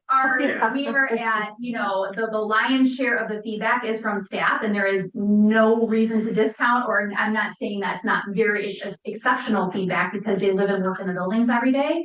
But when you're asking what does the broader community think and feel, it was really less than 10 people who were not employed by the school district that were able to join us for those 3 events. Okay. So I don't know if there's anything else, Dr. Burke, you want to say on that before I bring up? No, I just wanted to share that that's also why we're thinking restart. Yeah. A lot of people's minds and focus were not on that at the time. They were starting to hear ideas of referendum. Some people came to the referendum meetings and wondering what were we talking about? Were we talking about facilities? Were we talking about operational referendum? What was it? And there became some confusion. We need both. We need to have a discussion about both. And getting a secure budget that we can work under for operations, and also having a facilities plan for our future. And what does our future look like in the school district? And so what we're trying to attempt to restart today is having some discussion about what do our facilities look like, and how do we want to try to put a plan together. And really, it's a plan. Some of you might say, well, what if we adopt one of these and it's a 3-phase thing, and that's over 30 years. What happens if phase 2 and phase 3 never happen, right? What's the contingency plan? How are we going to deal with that? And the idea is, we understand that things may change in 10 years. 10 years from now, we may throw out phase 2 and say, no, that doesn't meet our needs. Either we had a lot more enrollment or a lot bigger decline. But having a good plan and having to try to steer towards that plan is something that good school districts do. It helps people understand the maintenance that needs to happen. It has a good facilities plan over time that we can try to invest in and or share with our community, so that they're understanding and they know what we need to do. So I wanted to clarify something, and you'll have to excuse me. We went through a lot of different planning phases over the last year or so. We went through a strategic plan. We went through a communications for operational referendum plan, and then we went through our master facilities plan. So there's a lot of stuff that kind of comes together, and there's a lot of similarities in those discussions. When we sat down with focus groups surrounding the strategic plan, some of that discussion came up at that time that people wanted to see some better efficiencies in our buildings as well. So there's some overlap in the discussions that we have had in the conversation. It wasn't necessarily PRE driven, but that was that. But also, one of the reasons we asked PRE to do a facilities master facilities study was because one hadn't been done in forever. And in order for us to have a better understanding of what those particular maintenance needs are going to be future wise that we need to plan for, as far as deferred maintenance is concerned, that's why we elicited their assistance in that nature. So then I'm gonna follow up with my question, because I think what it comes down to is, well, in a lot of cases for people, it's what do the bottom line numbers show? I don't have all of the information, so what I put out here, I'm well aware, is not every piece of information that's gonna get you there. That's why I want to ask this question. So when I'm looking at options A through E, well, actually, I'm sorry. Let me ask one clarifying question. The maintenance only option, the total for the school district is 106 million. What time frame are you looking at for that number? Because your options A through E are all over a 20-year timeline or even longer. So is that also true of the maintenance only? It would just be over the same period the of level. Yep. Okay, gotcha. I just want to make sure, because that lines the numbers up, obviously. You know, of your 0 to 5. Yeah. And so then what I look at is I look at what the total number is, the 106 million, and then I look at how much the maintenance is going to be bottom line at the end of the very long process. It's going to be 61 million for elementary schools and middle schools. All right, that's what I came up roughly on the low end. And then if you look at the low end totals for all of the other options, you end up coming up with a variety of 3-digit figures, million figures. If you subtract that 61 million from them, I think at the end of the day, people are going to say, why would you start closing down schools and changing schools if it's going to cost us way more to do that? Why not just do the thing that costs less money? So my question is, even if you subtract the 61 million that you would save in those maintenance costs, and in some cases, you're still going to have to put about 10 million of those maintenance costs into the plan, you're still looking at an increased expenditure of, 150,000, 250,000, 200,000, somewhere in that range. I think 250 on the high end. So I think the information that I'm missing there is how much it costs to continue operating each of these school buildings every year. And I think that changes the outcome there. But at the end of the day, even the lowest option is still spending about 45 million more than just doing maintenance. Yeah. I'm not saying that just doing maintenance is the best option. I'm just trying to look at the numbers wise, how that kind of turns out for people. And then the maintenance needs to fully be integrated into those numbers for moving forward too, because depending on where an addition might go, that might drop off some maintenance dollars, that type of thing. So those dollars are going to change with that maintenance overlap on those buildings. This was purely just if we need to move students and a program, then how do we do that? What would that addition cost? What kind of renovation costs might be needed for that? But we did not overlay the maintenance dollars in there.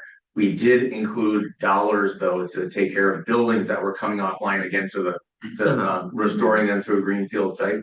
But yeah, doing anything, like if you're building anything or you're renovating anything, it costs money. And these options, if any kind of addition, it's going to cost money. It's about finding what your community, what you believe is the right size footprint moving forward and having that plan moving forward so that we're not looking at, okay, we have 8 million or 6 million or 2 million at these buildings, when are we getting the highest, most possible use out of them? So yes, it costs, and then there is an investment to move. Maybe something that might help, and I don't know if we have access to this document, but remember the A through G or whatever we went through with the board. Yep. We talked about at the board level, this conversation came up, and you guys were very new. And so I don't know if you remember all of the discussion points, but certainly we brought up the idea that maintaining the buildings that we're in, right? Although it may cost $100 and some million over the course of 20 years, right, is still probably one of the cheaper options.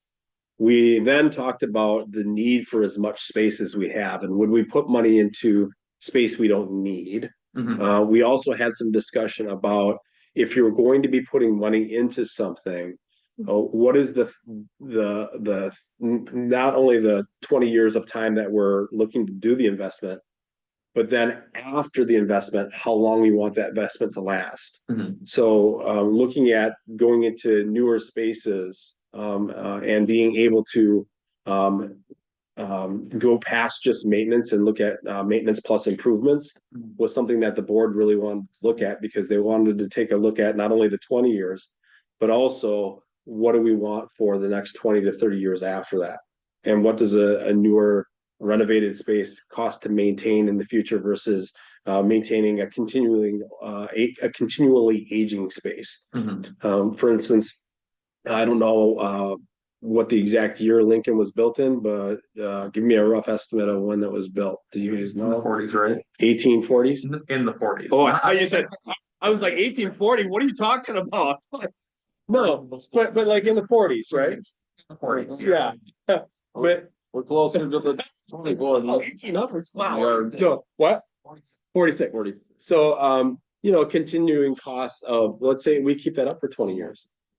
Or do you want to keep that up for 20 years plus another 20 after that? Yeah, Right. and that's And so- exactly what I'm asking for. Yeah, because I think that is a missing piece of the formula that helps explain, why, even though option B costs an additional $191 million, that might not actually be the end cost. Right. But I think unless we can quantify that, it's hard to move forward. Yeah, I think reducing it to having a level of understandability, right? Like, and I'm not saying we're dealing with a car in your family, right? But if you're driving around a 15 to 20-year-old car, right? It's getting due on some fixes, right? You can fix it and drive it for another 10 years, maybe. Versus buying a new one and starting with no fixes, right? Well, less. And then, or less, right? Right. I mean, I think you talk to the wrong people here. no. I hate. Yeah. That's true. Shit. Believe me, when I talk about keeping, I just had to get rid of my 2005 CRV, right? And I'm just disappointed in it, but I have now only a 2016, so I'm moving with the times. Go off the space. Anyway, along with that, I'm not saying that that's the decision you all will make, but the previous board decision was, we want to get feedback about what our community thinks about doing maintenance and improvements, not just maintenance. And there was a list. Do you guys have it of the? I just sent a link to them. Okay. There, and I'm sorry that we don't have it for the. Is there a way to put it up on the screen for people in the community? There was a list of options that PRA gave the board to think about, anywhere from maintenance only through a number of different stages to consolidating, right? And you should have that and see some of the things that were discussed and talked about. But that's what got us to here, Lori. It's just Interested. I feel like I'm way behind the eight ball because I'm new, but I'm interested in the possibility of building a new middle school on the high school campus because of A, the windows, but B, the water drainage issues that you discussed. And rather than than kind of like the everything approach here.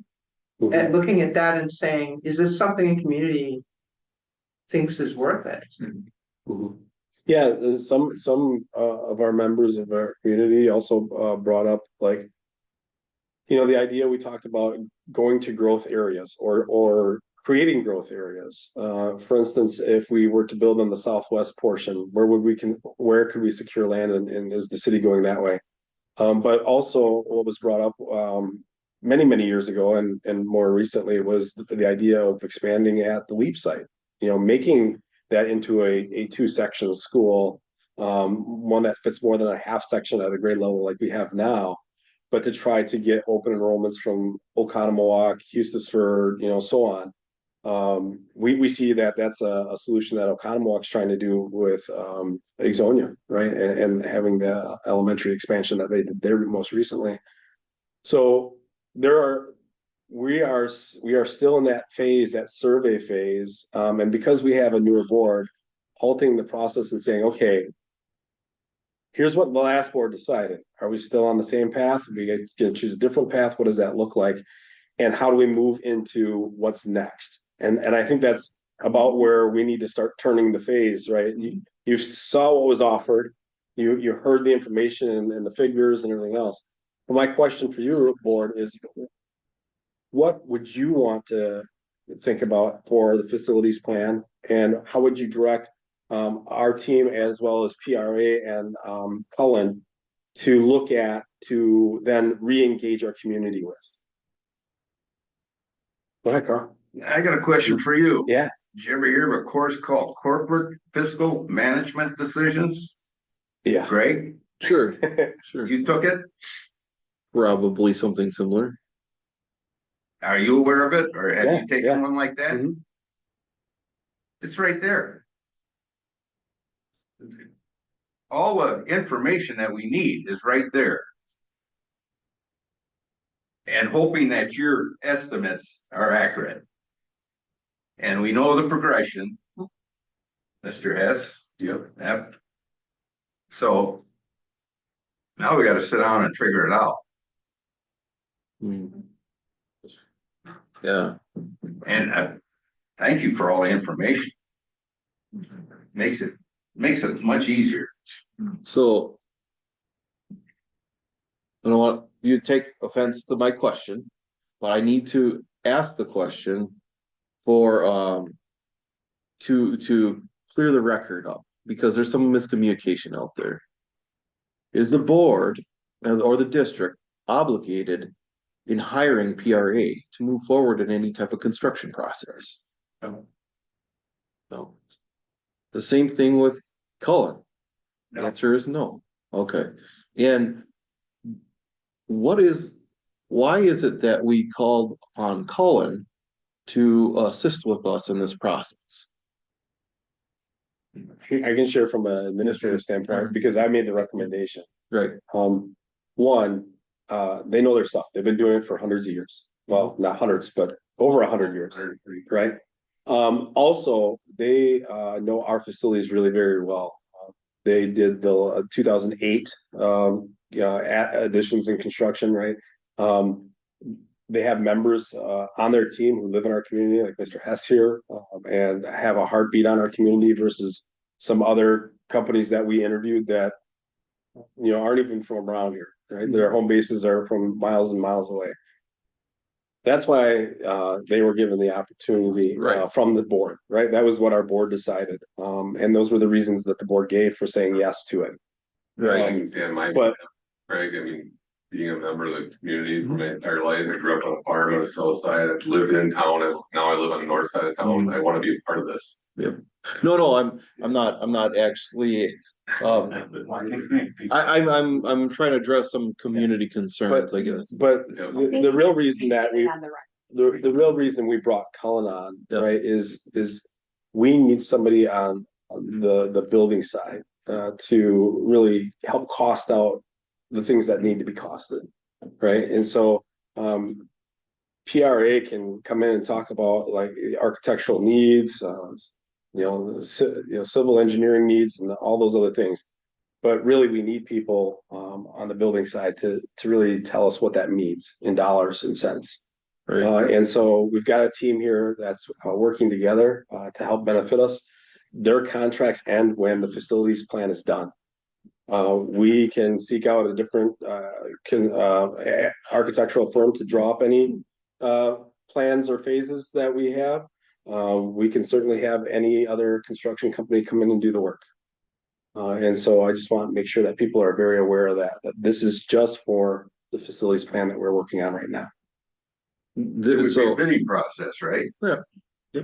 So we've hired them to provide research on our buildings, our facilities, to try to forecast some of our future needs, and to also try to give us an insight on what kind of ideas we might consider moving forward as a district. I appreciate the conversation so far. I think that there's some skepticism in the community and some concerns within the community on what this looks like moving forward, because we've had we're coming off of an operational referendum that failed. So I still maintain that we, as a district, we still have to try to plan for the future. And so knowing what the options are and being able to present that to the community and ask them what they would like to do is a good thing, especially considering, nobody wants to be driving around an old beater car forever, if they can avoid it. Does that attract people to the region, to the district, or not? I mean, those are good questions. So if we're going to do something with the existing buildings that we have to spend some money to try to fix them up and keep them in good operational condition that is conducive to a strong learning environment. So those are my 2 cents. I'm open to whatever we decide to move forward with, but I think moving towards some savings and efficiencies to a 1 or 2 campus solution was kind of my thought process too, that I shared with other board members at the time. If that has changed, I'm open to that discussion. Well, I think one thing we'll have to factor in no matter what happens is sense of pride. I was having a conversation with my dad about this meeting, and he's like, as long as they don't close Webster. We went to Webster 40 years ago, 50 years ago, whatever it was. And so I think that's something that weighs into it from an emotional perspective. Those folks who have gone to schools in this community and stayed in this community love their school. And so, part of it is how is there sensitivity to that, while also helping bring people along for a certain level of understanding as to what it means going forward. And I know that's not something perhaps that's covered in hundreds of pages of facilities planning, but it is something that, we know that our community will look to us to help with. The gentleman sitting in the rear of the room there, he's the one we got to count on. Yeah. Just to keep the facilities going. Done a great job so far. Yeah.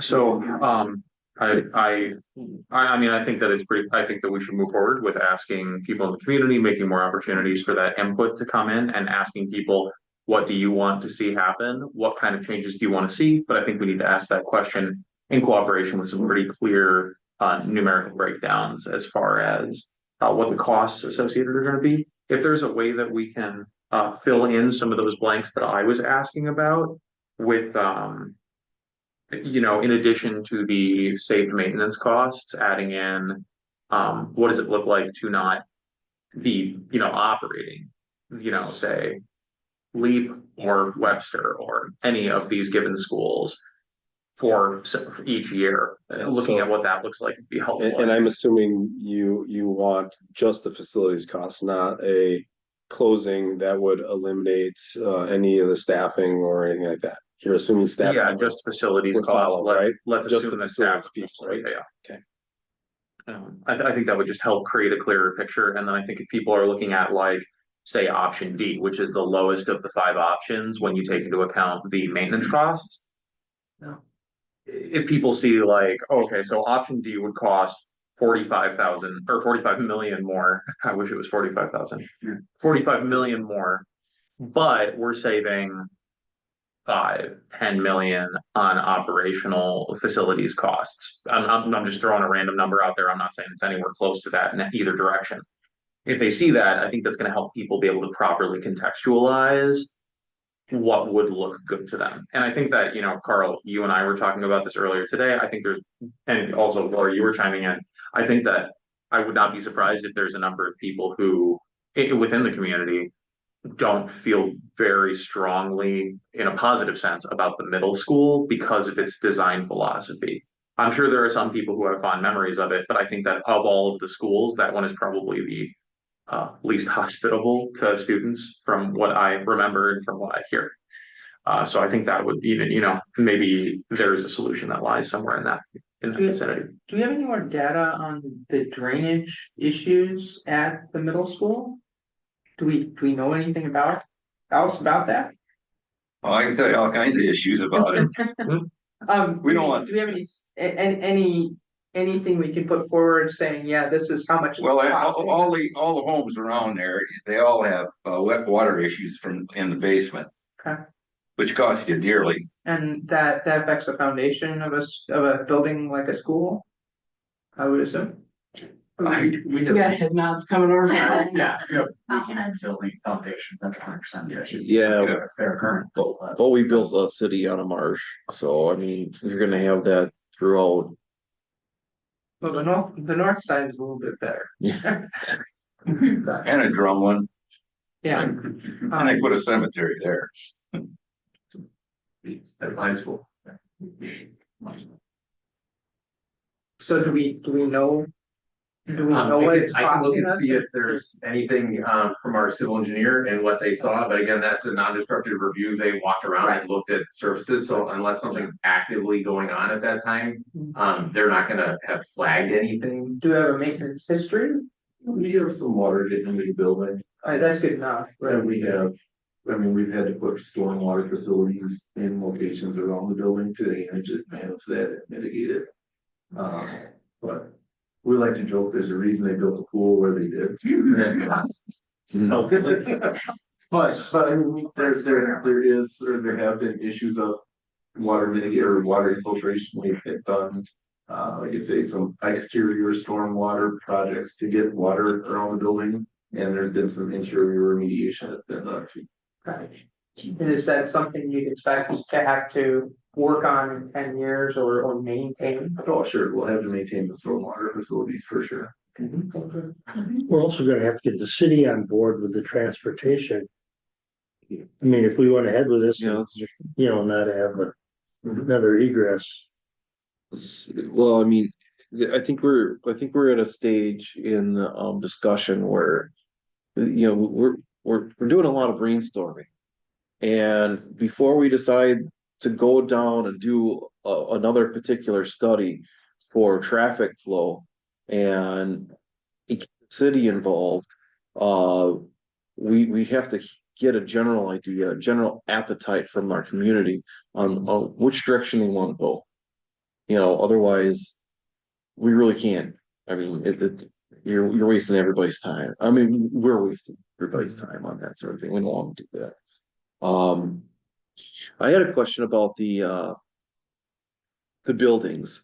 Do we have an expected breakdown, like incrementally within the first 5 years, first 5 to 10 years, and first, you know, 10 to 15 years of what the expected maintenance cost of a new building might be over, per square foot roughly, and so that we have an understanding of apples to apples comparisons, because if we are investing in a new facility, we can certainly expect that there's going to be maintenance costs associated with that. Sure. That's a fair question that people have. To give you an idea of one of the things that you asked for, Sam, and I only have the elementary here in front of me. But if we look at the last 3 years of cost, the 22 school year, 22, 23, 23, 24, and 24, 25, average cost of operating these buildings without staffing. For Webster is about 186, 187,000. Douglas was 155-ish thousand. Sure is 126,000. 87,000 for Lincoln and 32,000-ish for Leap. If you want to know what those are, broken down by per pupil, it's actually $500-ish per pupil for Webster. Douglas is $495 per pupil. Sure's $541 per pupil. Lincoln $593 per pupil, and Leap $616 per pupil. So that's about, for all 5 of the elementary schools, that's 500,000 per year, something like that, 400 to 500,000 per year. And that's considering the maintenance, right? I was just kind of. What's that? It was, The first one, you said were like 180s. Yeah, 187, then 155. So that's, But that's, but then some of them are much smaller, so that's why I was kind of hitting like, I'm just really roughly ballparking a figure there. but those are utilities and maintenance as well. 588,000 if I summed them all. Yeah. Grounds, maintenance, pest control management, utilities. Yeah, I mean, that's our operating costs without staffing. It's not necessarily the extra maintenance or other things that Is that go into. that Those were the costs that were incurred and attributed to those buildings. We may have district level maintenance costs that we did out of a district level dollar, not necessarily a building level dollar. But that's just elementary only. Yeah, those are just the elementary ones. I don't have the middle or high school on the spreadsheet. And that's also considering a potentially deficient budget when it comes to deferred maintenance. Yes, that's operating out of the budget we have available to us right now. And so, right? and but that's useful information. Is that what we because I've would have already got- spent? I don't know. Right. Yeah, I've already got like kind of a rough estimate of what maintenance costs from some of those other numbers that were provided. So then if you multiply that out over a 20-year span, that's almost $12 million. So that's kind of what I'm looking for, is just these rough numbers. If you're looking at like, if next year we enacted this and we did a huge shift and we closed down every elementary one of those, school, yep. that's what you would save Correct. across the course of Ish. 20 right? years. Yeah. So All just, things being that's equal to helpful those numbers. Yeah. And just as a rough estimate. So that throws it in. Are utilities a large portion of that? That would be a Kevin question. He deals more with the utilities cost and everything within the maintenance. And I certainly don't have Sarah here, so I would look to both of them to tell you the details of the sheet. Well, I don't have to know now. Right, yeah. But imagine it'd be I would say, That's quite a bit. I looked at, energy efficiency projects to help improve that. that's part of the improvements we're talking about when we get to some of these options, right? Because we're talking about community input, I've been on the Zoom, I believe you may have been as well, just from the echo at the beginning. Are we gonna take some of these questions back to a future meeting and see if those are things we can answer and share? And are we looking to do, because I know obviously some of the conversation we've had internally is that starting next month, it would be up to the committee chair to allow public comment. Is that, are we looking to do that in the larger forums like we did for the strategic planning meetings? I don't know, Tammy, you were there this summer and a lot of the board members were at multiple meetings to participate in that. Are we envisioning something like that with multiple opportunities for folks to come together? And if so, are we looking at neutral site locations? Are we looking to do it at one of the schools that may have the capacity to bring a larger number of folks? That's a great question. I think that's it's been something that's been resonating around the board as well as in the community, that some people want to participate in like an open forum type of thing, or Like a town hall. Yeah, town hall, where we've had more of those discussions. Maybe in this particular case, we hit it a little bit on the what words did you use? High and continuous type of process, level of community engagement, perhaps, and what I'm hearing, as we move forward, right? Today was a good get everybody up to speed. What you'd like to see is one more meeting with you guys to discuss the information you heard, and if there's more information you would like for us to detail out for you, like Sam's question about how much money does it cost to operate a building without staff costs in it. We can get you all that information, but it sounds like you want another meeting scheduled to reflect on and talk about where we're going. Then also set up a schedule for moving forward, because we do have a rough schedule moving forward that we can share with you. I want to judge where you are. I don't want to get too overwhelmed and get too far ahead without having answers or whatever else. So if you would, we can turn it back over to PRA a little bit and Colin just kind of talk about where we're thinking about going, what we've talked about to try to get back on track. Okay. And then we'll get your feedback as to what you want to do. Yep. Yeah.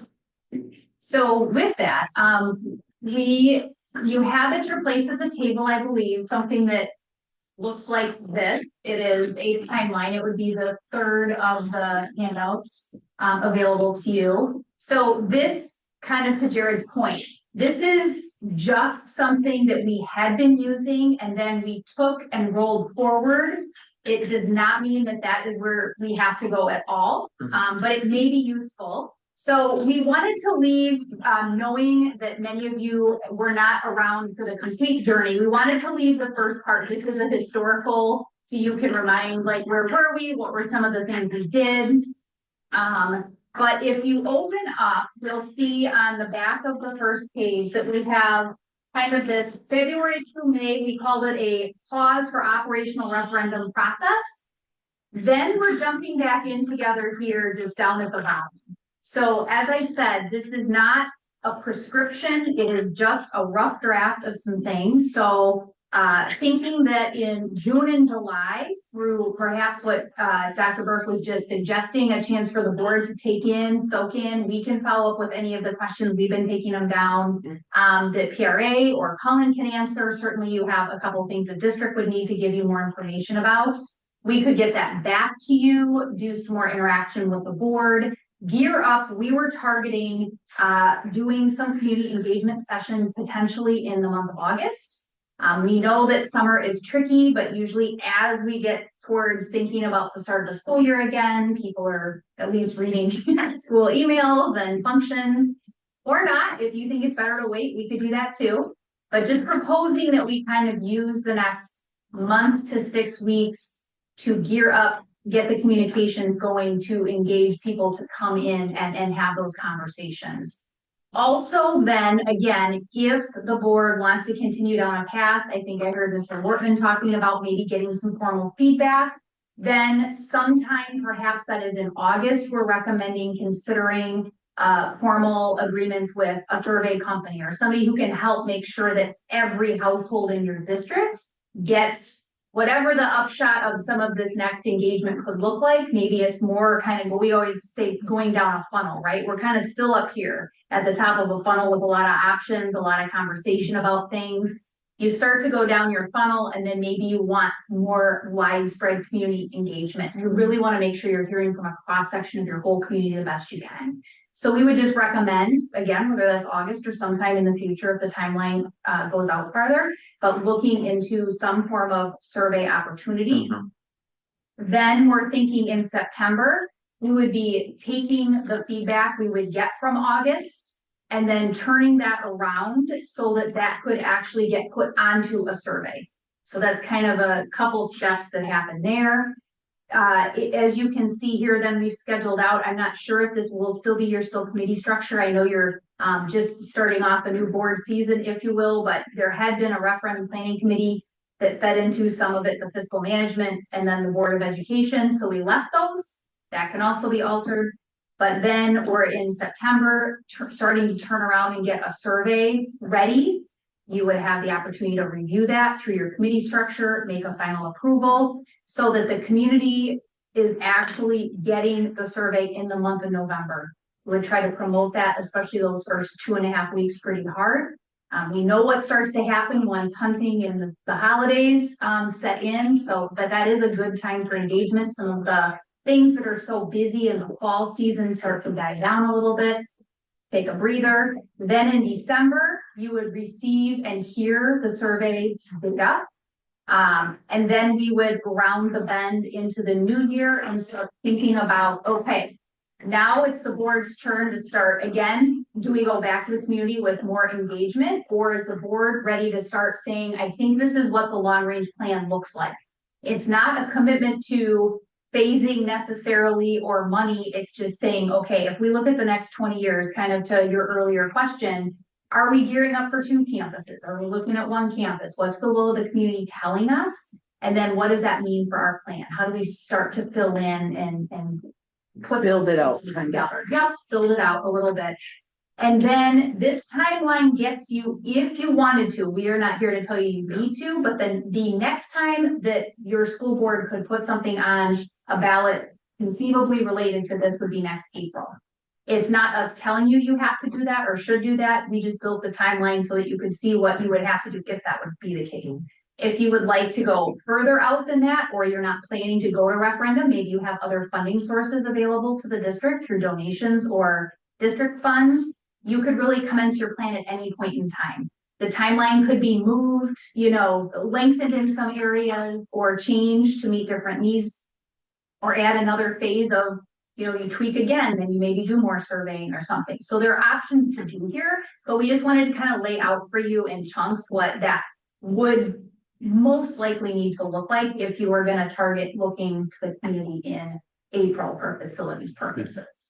So I'd like to just add a layer, and not for confusion's sake, but there are real budgetary considerations and concerns that we have to think about alongside of the this process based on the last referendum. I want to remind you that the ask that we made to the community was for 7 million continuously to fund our school district into the future. That was also predicated on we were going to cut $1.5 million out of the budget. And as I shared with the community, part of that 1.5 million on an operational budget was a closure of one of our schools, right? That was configured into the part of that 1.5 million. If we continue to move forward, right, and if we want to keep all 5 buildings open and maintained, and if that's your suggestion or solution, I want you to know what kind of an ask that you might be asking the school district for, because it would be more than that on an operating annual basis. Okay, just so that you're aware of what that looks like. I'm not saying that it can't happen or that I'm advising against it at this point in time, but I do know that given the feedback and given what our community needs are in the letter I put out, we may be forced to close more than that without a plan if we can't continue to operate. Okay, more than that one building. And that one building was baked into the ask we asked last time. All things are possible, right? Especially if there's a community behind it and we get community input. But I want to give you some another check-in as to what has already transpired and the feedback we've already gotten in certain avenues, and help direct me and our teams that we work with to get us on the right path for what the community wants. And then we will produce what we can for you in regard to those discussion points. So I've heard some discussion around the table about some of the questions that people would like to have answered.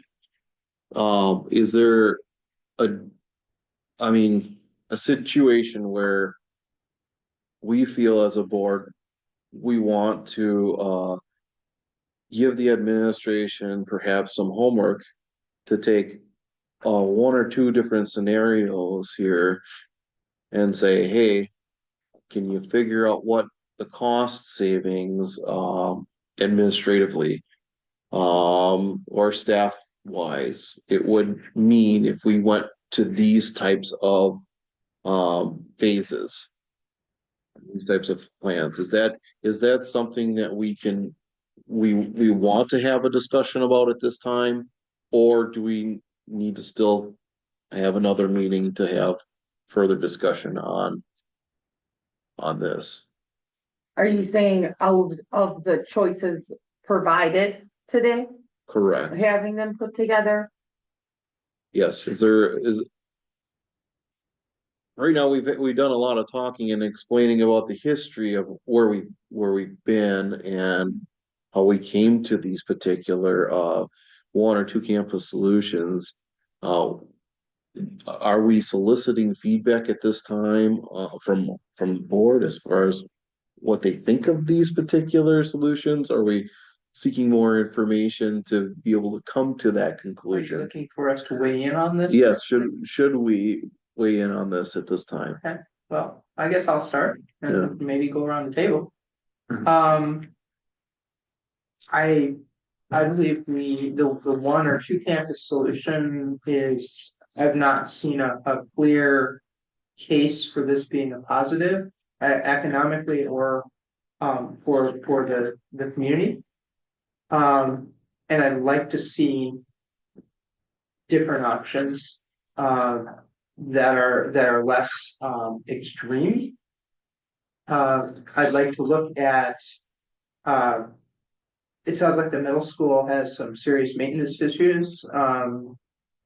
We may not be in a position to build a different middle school or add on someplace else, but we need to explore our options there because the water doesn't wait for anyone. And you've got the added behavioral issues that are linked to no sunlight in the school.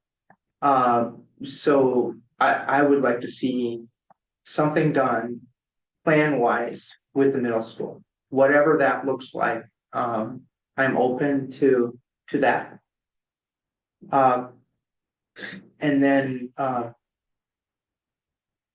seeing what we can do to save money as far as electrical efficiencies. That's 50% of our cost is utilities. That's a lot of money. And can we be saving money by changing to something more efficient? Sometimes your payback is very quick on that. So I'd like to explore that to see what savings we can get. Can I ask you a clarifying question then? You made the statement that you have not seen the cost savings or benefit, the value statement of a one or two campus model. Right. Are you seeking more information about that particular model, or are you seeking? Are you're opposed to that model? I think I'm gonna, what Charity said really resonated with me. Okay. People value their neighborhood schools. And I think we're gonna lose something generational if we just, blow them all away and start over. Okay. Yeah, I'll definitely echo what Lori said. I think that is very true. I think that closing elementary schools can do some damage to the cohesion of the culture of Watertown. But I also think that if there's any school that we should look at further options with, it's the middle school. I think that's the odd one out. I think that of the existing options, the only thing that I would say is look at, there are two options that have the lowest net total spending. Those are options C and D. But even then, those are pretty substantial. And I think that if we're saying, oh, hey guys, that school that you went to and you have really fond memories of, we're going to close it down and sell it to a high fructose corn syrup company or something like that. I think, and people go, oh, okay, you're going to do that and that's going to save us money. And we go, no, that's going to cost us $15 million. I think that's going to make people just unconscionably upset. The idea that we would take money from them to destroy a piece of their memory. So yeah, I mean, I would generally echo what Lori said. But it might turn out that considering the long-term effects of not closing any of the schools and not moving forward like this has hidden costs associated with it that end up being huge problems for people down the line. So looking at the least expensive options is what I would go for. If that's something that we really feel like we need to move towards eventually. I still like option G. And, you know, I'm all about nostalgia, but. Yeah, we gotta look at the bottom line, and I think, I'm okay with closing these schools down. I didn't grow up and go to any of those schools, but. In 20 years, most of those people will be dead anyway. Right. Right, yeah, but, so. We no, have a I positive outlook there. yeah, I like the He's one. known for it. I like the You're one. good looking at me. Oh. She's spoken. She's spoken. No, I'm sorry for being callous, but the numbers are what we have to look at, and the future numbers, and option D, and one campus solution. If we can work out the transportation, we'll save a lot of money that way as well. So I like that. I'll wait to go last because people have heard a lot from me, so. I'm really not comfortable with the one campus solution just because of all the community members I've spoken with. I'm yet to speak to one that's on board. Now, that's not to say that they wouldn't be on board when they understand the whole plan, but I couldn't vote for a one campus solution if everybody I speak to in the community is telling me that they're adamantly against it. So I just received the packet. I need to go through it. Okay, I just got it today. But if I can't get the community buy-in, I can't vote for a one campus solution. I'm next. Yeah. The numbers don't lie. I'm not for closing down any schools. I hate that, but the numbers don't lie. And I am going to, after I get done doing all my extensions, which I should get done in August, I am going to study this thoroughly and come up with a fiscal decision. And then I'll argue like hell with all of you. That's all I have to say. I mean, I think for me, one of my biggest questions is, any of these plans, are they going to be pending the successful passing of a facilities referendum? You know, because we know that, Jared, to your point, you have things that you've already kind of potentially started to strategically think about and plan for, knowing that they're without an operational referendum passing, we're gonna have cuts for multiple years. So that's part of it. Secondarily, you had mentioned that some districts have alternative funding sources. You know, is that something that we have available to us? Have there been any conversations around it? I mean, I'm not saying corporate naming rights where all of a sudden we're gonna have Johnsonville High School or something like that, but I mean, good thing about that happening. I mean, I'm sure they're. I'm not outside of those bounds to ask.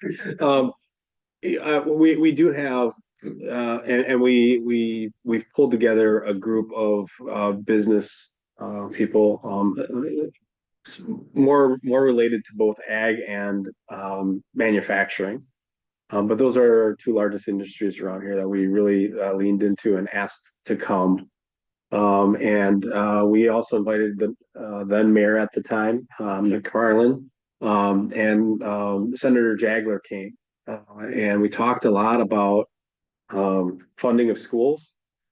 And we talked about our needs to move things forward, even on a micro level. On a micro level, we need to do something at the high school around our CTE programming and some of the space needs that are there, right? But we also talked about a larger component. We had Mr. Benson there from the foundation, Benson Family Foundation, who was interested in helping out. But all of them said, really, get your work done with the community first. We're not going to put money into something that we don't feel the community looks at and wants to support. So they want to get our ducks in a row and get the at least the first phase, going with the community and understand that we have a community support for what we're looking at as a long-term phase before they want to do any of that large kind of investment. They're happy to invest, and they do. You see it at just about every board meeting, donations to programming and everything else. But a large donation, like millions of dollars, we're talking about, that's going to come after they know that the community is behind whatever it is. So the other thing that I'll say to your point is we know whatever we do, we are in serious need of operating dollars just to keep our facilities, not just our facilities, but our programming going. And then on top of that, because we are having a hard time just funding our operations, we keep getting more and more behind on the maintenance of the buildings that we have. And so that creates a larger hole and a larger debt that we don't have a budget for. Like most families, not all, but most families, if I need a new roof, I have to go to the bank to get that money. Right? I don't necessarily have a savings account that I can always dip into. Right. And that's a lot of our families right now. School is the same way. We have money to do some of the day-to-day stuff, but we don't have a huge pot of money that we can go to for a large roughing project like that. You know, and we may have $500,000 to $1 million to do some small reconfiguring or whatever else, but to do a large roofing project or a large heating project that needs to be done because those boilers got to age, we're looking at that. The high school was built in 92, right? You need a new roof soon. You need a new heating plant soon. Those things just age out. And so that's really what the heartbeat of today's topic is. Like, not only do we want to plan for how do we take care of those things in the future, but what kind of legacy do we want to leave for future generations to support as they move forward? You know, in the 90s, that was a new high school and what that brought to our community. If that group didn't come around and say we need a new high school, we'd still be running high school out of here, you know, where the Y is, right? And so we just have to continually think, what is the legacy of this board, right? The legacy of my leadership and working with our construction group and our architectures. What kind of a vision do we have for the future, and does the community support that?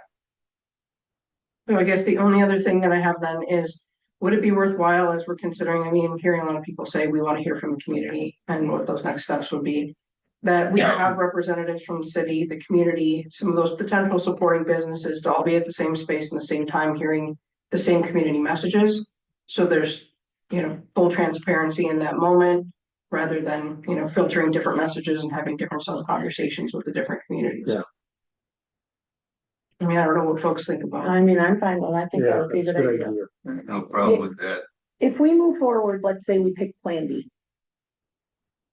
How would that look next year for the referendum? Would you put an operational and new building expense referendum on the same ballot? Would that be? Those are the discussions that we really have to have between now and October, November at the latest. Because that's why we're really looking at some of these things, and having some of the community discussions and everything else quicker on the front end will help you make those decisions. If we can't get to that kind of resolution quicker and it takes more time, we will have to do something with the operational referendum before we even get to a facilities referendum. We can't do those then in tandem, and it gets harder to plan for whatever the ask is, right? I know that the last board said it's really more important for us right now to focus on keeping our doors open than to discuss how we want to maintain those buildings and or reconfigure them in the future. That's why we paused, right? We paused and put all of our messaging around trying to understand what the referendum means for operating our programming. So I have a couple of observations here. The fact is, we're operating a school district in a situation where we're in survival mode.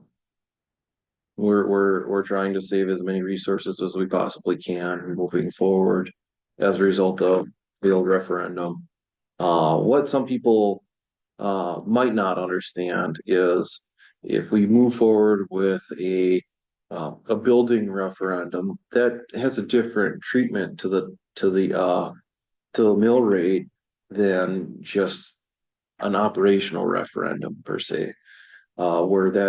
Where we'll say, if we're looking at houses or commercial buildings, we would say we would amortize that over the course of a 20-year period.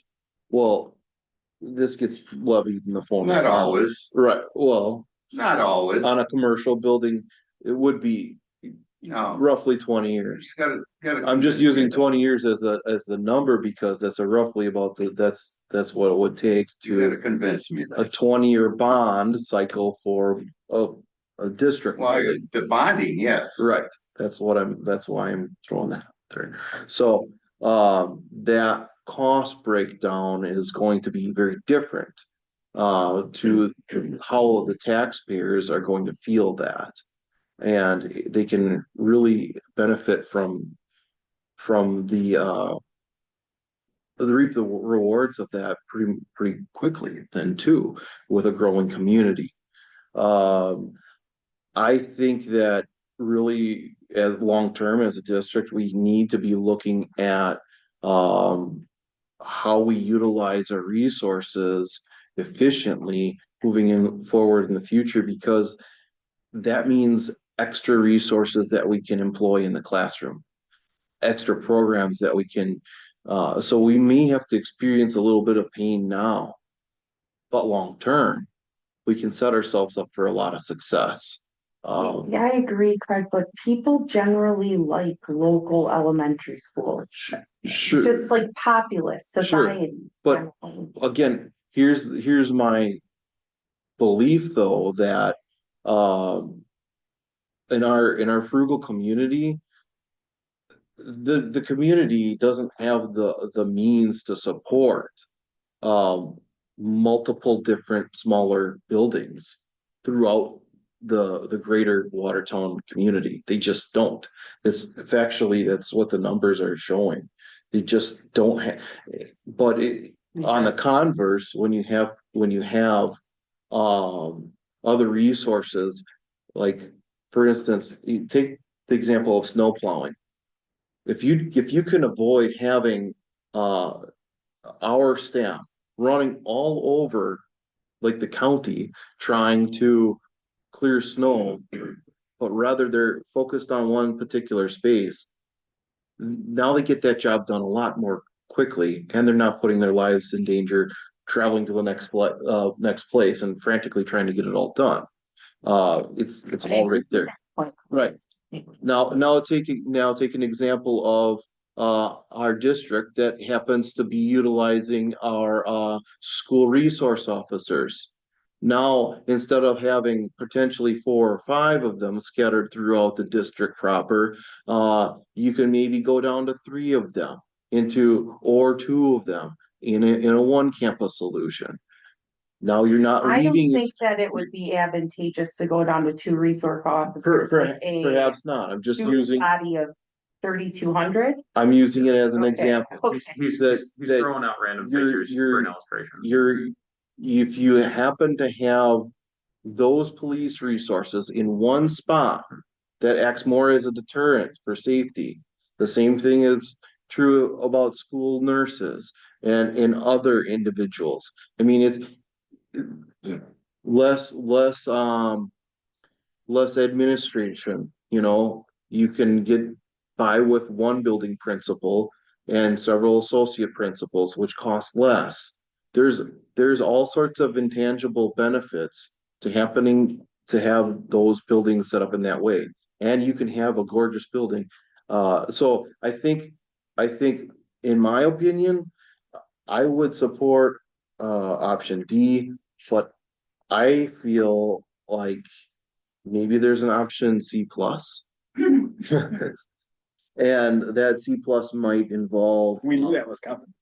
Might involve phase 1 being a pre-K on the high school, north side of the high school site, where that would be an expandable building, but then that gives the leeway to offer a programmatic support for an ag program there and have that done right off the get-go. And then you have that culture right there at that particular building, and that gives us options to being able to grow the district as the district can afford to grow as well. So maybe that's an option. And unfortunately, you don't have all of the voices at the table either. So hopefully we can have another opportunity at some point. Sam, yeah. Yeah, so in response to a few of the things that you've talked about, first of all, I think that it's important that we clarify that a huge part of what we're dealing with is the ultimate consequence of years of printing money and inflation coming to a head when it comes to rising costs across the board. It's not just that we had a failed referendum, it really is mismanagement of economic responsibilities by the state and federal governments for a long time, especially through COVID. That was deferred for quite a number of years, and we're really coming out of that cycle, and we're experiencing those deferred consequences that were alleviated by some of those extra COVID funds that were coming to schools, among other things. The other element is, although I agree with you, and I actually feel very strongly in the areas that you're talking about with maintaining smaller campuses so that you can have simpler snow plowing operations and having consolidated resource officers and things of that nature. I think that when we're talking about this from a community perspective, those are all not nearly as fundamental on the hierarchy of needs. And I think that at the end of the day, you have to look at the cost.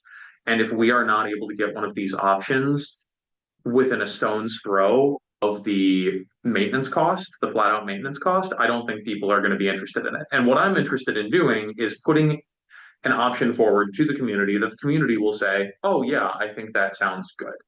If we don't have an option that the community is going to think, oh, hey, that sounds good, I don't know why we're even going to bother putting it on a ballot, because we don't want to see people just vote something down. So we have to be very conscientious of that. And I mean, and I agree with Carly, you said the numbers don't lie. I don't like school closures, but the numbers don't lie. It makes sense. I do agree with that as well. But school closures don't necessarily equivocate to making new structures and building new plants. Yeah, the most economically frugal plan is to go with maintenance and school closures. I'm not recommending it. I'm just saying that of all of the options, that's the furthest on the frugal side of the spectrum.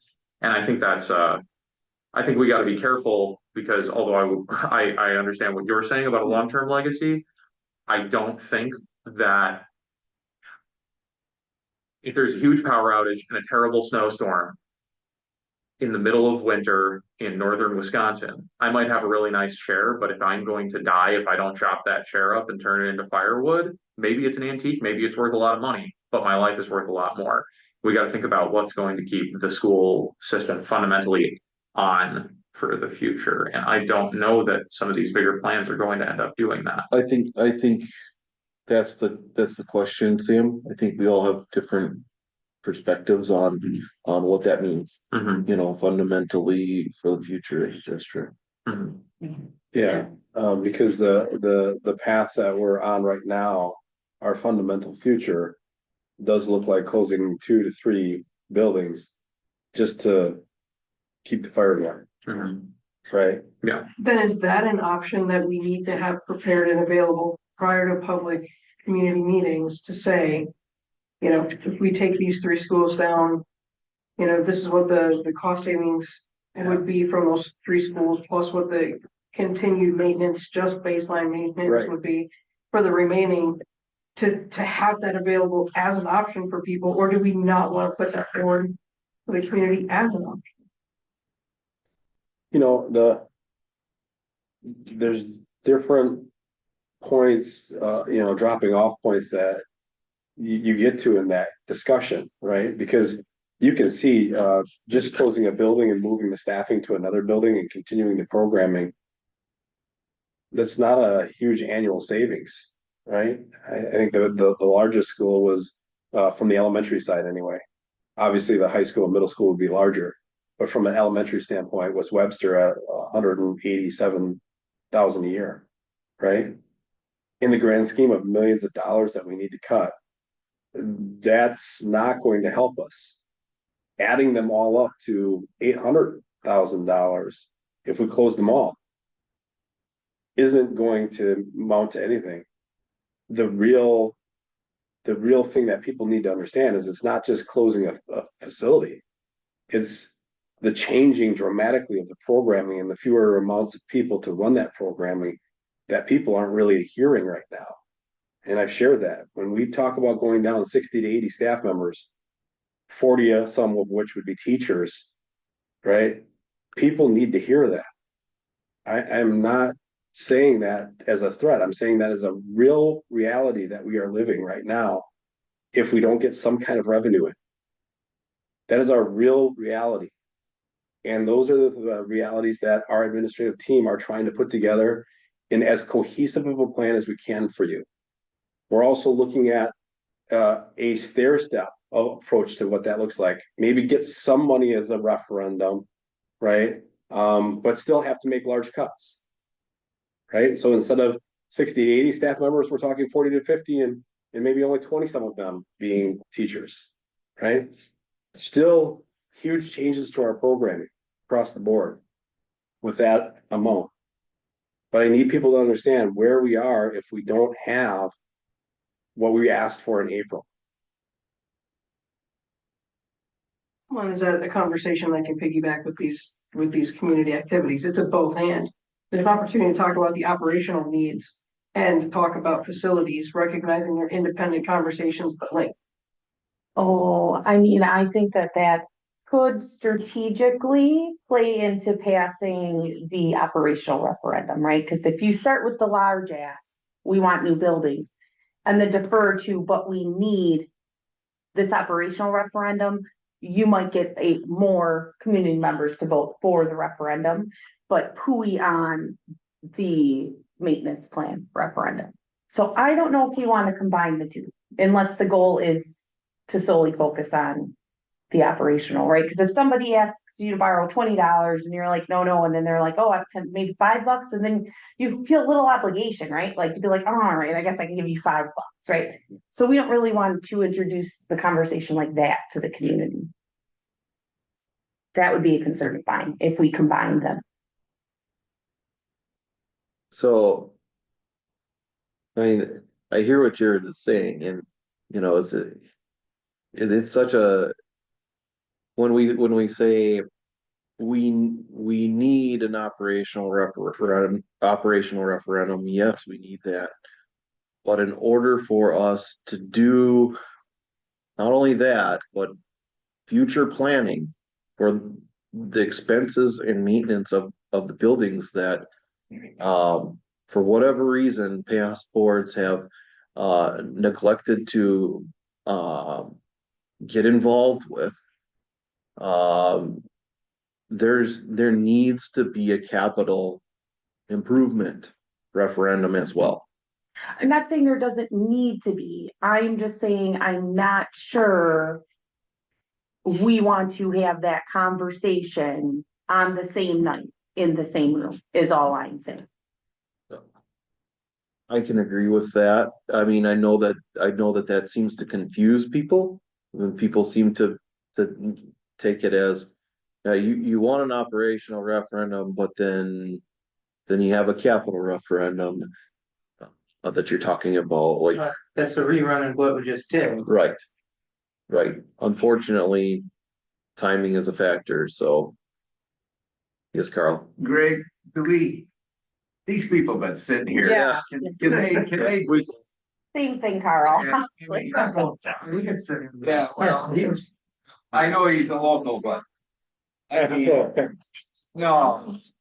I got more respect for you than that. I mean, we're sitting here debating now, so And Did you guys, I don't know, were there any other questions for PRA and Colin that you had in the presentation or? Yeah, thank you very much. We have been scribing down questions that were asked like earlier throughout the presentation. So we'll review all of that. I think some of them might have been answered as we kept going a little bit, but we have them down. So we'll work with Jared and the team on that. And then we also, just took notes on the conversation that you all just had. So We'll review that as well. review that, regroup on some of that.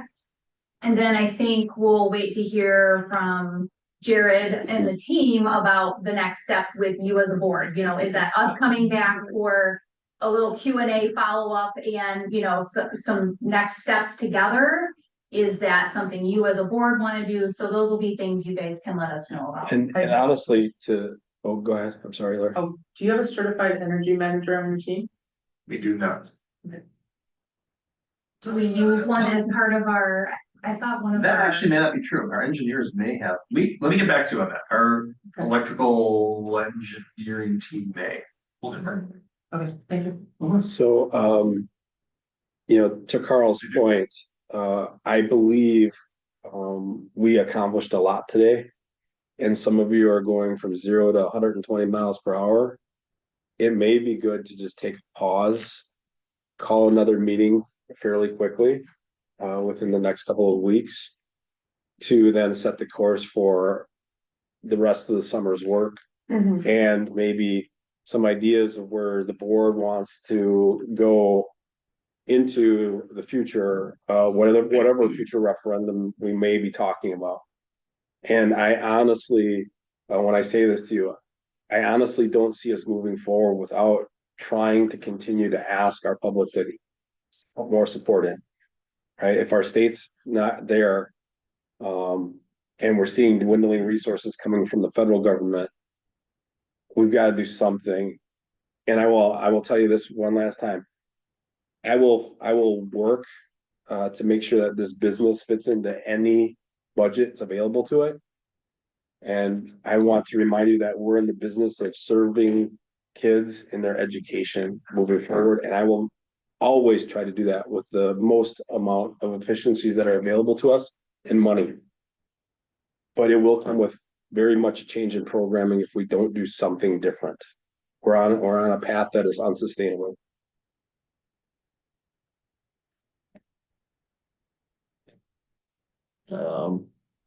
Thank you very much. Yeah, thank you for coming. Yeah. Well, Thank you. gonna be checking out all the info you gave me. Anything left? Me too, Carl. Was there any further discussion with the board or? We don't discuss. All right, do I hear a motion to adjourn? Motion. I'll second. Motion by Sam, seconded by Tammy. Yes. All those in favor? Aye. Any opposed? And motion, we stand adjourned.